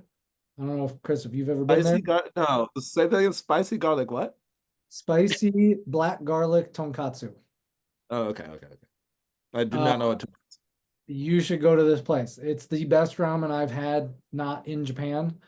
Okay, okay, And it is okay. pretty much as good as anything I had in Japan as well. Um, I guess speaking of Japan, we'll throw in a egg salad sandwich from Lawson's because those are ethereal and wonderful. Um, some like really dark chocolate ice cream and my mom's tiramisu. Okay. And Wow, I could list things forever, but that's a pretty good list. Yeah, that's a solid list. you're gonna have that execution crew sitting there like drooling. Yeah, They're like, yeah, can I yeah, just like a little bit? You're like, yeah. nope, I gotta finish It's this. enough to share. I can give a couple bucks. Like he's Uh, too full, we have to double the injection. Yeah. What about you, um, Chris? well, I definitely couldn't answer the question like that, but I will say I do appreciate not picking something like just that's yummy because I think I'd probably default to like something super Californian like In and Out or some stupid shit like that. That's not a Um, bad answer. That's not a bad, yeah. but again, that's like, I think this question is fun because it, if you say in and out, I already know you're probably from California. Oh, So yeah, it's yeah, yeah. like a fun, there's this, the Yeah. question kind of can branch in interesting ways. Yeah, yeah, but I would probably if I spent time thinking about like what would it mean to have like a final meal and just like I don't know, however I would be reflecting on life at that exact moment, it would probably be a dish that my grandmother cooks. And both my grandmothers who are both still alive, have put together it's obviously not defined dish, but like just having like baked macaroni and cheese, collard greens, like a half rack of ribs with some baked Hmm. beans, Now we're some talking. cornbread. Like, yeah, some cornbread, probably hot water cornbread too, because my grandmother from Memphis does hot water cornbred at a I silly don't degree. think I know what that is. You know potato cakes and latkes, right? It's like this Yeah, is yeah, just yeah. the that. Oh, So it just like use it's fried? yeah, it's fried. So you just take Oh, the cornbread stuff and you just fry it. And oh, interesting. it's so delicious. And then it's funny, like I love dessert and I have a sweet tooth, but I actually don't think that in terms of like having like a real emotional connection from my family, there's no dessert that Hmm. falls into that category at all. Like, cause like Yeah, my family, like I'm sure like peanut brittle is something that like within my family everybody sucker. loves because a lot of yeah, but I never liked it. You know what I mean? So it's like yeah, like I like my dad likes peanut brittle, my mom likes peanut brittle, my grandmother's like peanut brittle, but I don't. So like yeah, I don't know what the dessert would be, but it'd probably just be like some ice cream or something. I like that. Cheesecake. I like that. That sounds good. Cheesecake, that's good too. Yeah, I don't have a huge sweet tooth, but I really love ice cream. And for my mom, it was just like the tiramisu was the thing that she Sure. had perfected. Yeah. That no bullshit. I've never had a better tiramisu than hers, even in Italy. Yeah. Um, and it's like a pain in the ass to make, so it was always a real special occasion when she would pull it out. Yeah. So that was always a meaningful one. So yeah, Kaylee, what about you? Mm. Well, I had a very simple answer until you started listing. I was like, oh, I didn't think All I could right. get What's one the thing. simple, what's the simple answer? What's the I like the gut reaction answer too is important. Oh, it would be fresh caprese. Okay. That's like that's so fucking good. Oh, So good. I lived in Italy for 2 years. I think you guys both know that. And so I cool. had some really good Italian food. That when I first moved there, I went to a restaurant, right away. And when we were sitting there, I ordered fettuccine Alfredo. Nice. And they were like, we don't, that's Was that on the not menu or even you just fucking here. ordered that? What? Was it Yeah. on it was on the menu? No, it wasn't on the menu. Oh, even The I menu better. was was gonna say, I all, was like, why did they do that? oh, the menu was all in Italian. So, and I didn't Right. know Italian yet. And so I was Oh, like, that's yeah, and phenomenal. I I thought love it was that. an Italian dish, and it's Nope. not. It's fucking Yeah. not. So But no, many. so I I love would that. order caprese, but then I was thinking when she started talking about your family, I was like, my dad makes some damn good fajitas. Mm. Like, go to the Mexican market down in because we grew up in Dallas. He's down in Houston now, but his fajitas are so good. Yeah. Yeah, and then probably just like Sara Lee cheesecake because like that All right, graham cracker crust. that hits. Yeah. Oh, yeah. That's it. Oh yeah. All right. Well, Well, thanks cool. for Yeah. joining us. Yeah. Yeah. It's glad to be able to talk to you at length again. It's been a Yeah, that while. was fun. I didn't expect us to go that long. That's cool. Yeah, once we started approaching 3 hours and I still felt like I had steam, I was like, we just got to cut this off. Like, I mean, I got nothing to do today, Part but that two. was fun. It's funny. I yeah. like listen to so many podcasts and I'm like, man, how do they put a 3 5 hour podcast together? And they're like, now I get it. So Yeah. You just got to ask the right questions. yeah. Well, thanks guys. That was fun. Thanks for having me on. Yeah. Yeah. Yes. Yeah, Kelly and I have some back office stuff to do, but if you are good, we'll catch you on the flip side. Sounds good. See you guys later. Bye, my man. Bye. Thanks for joining, Joe.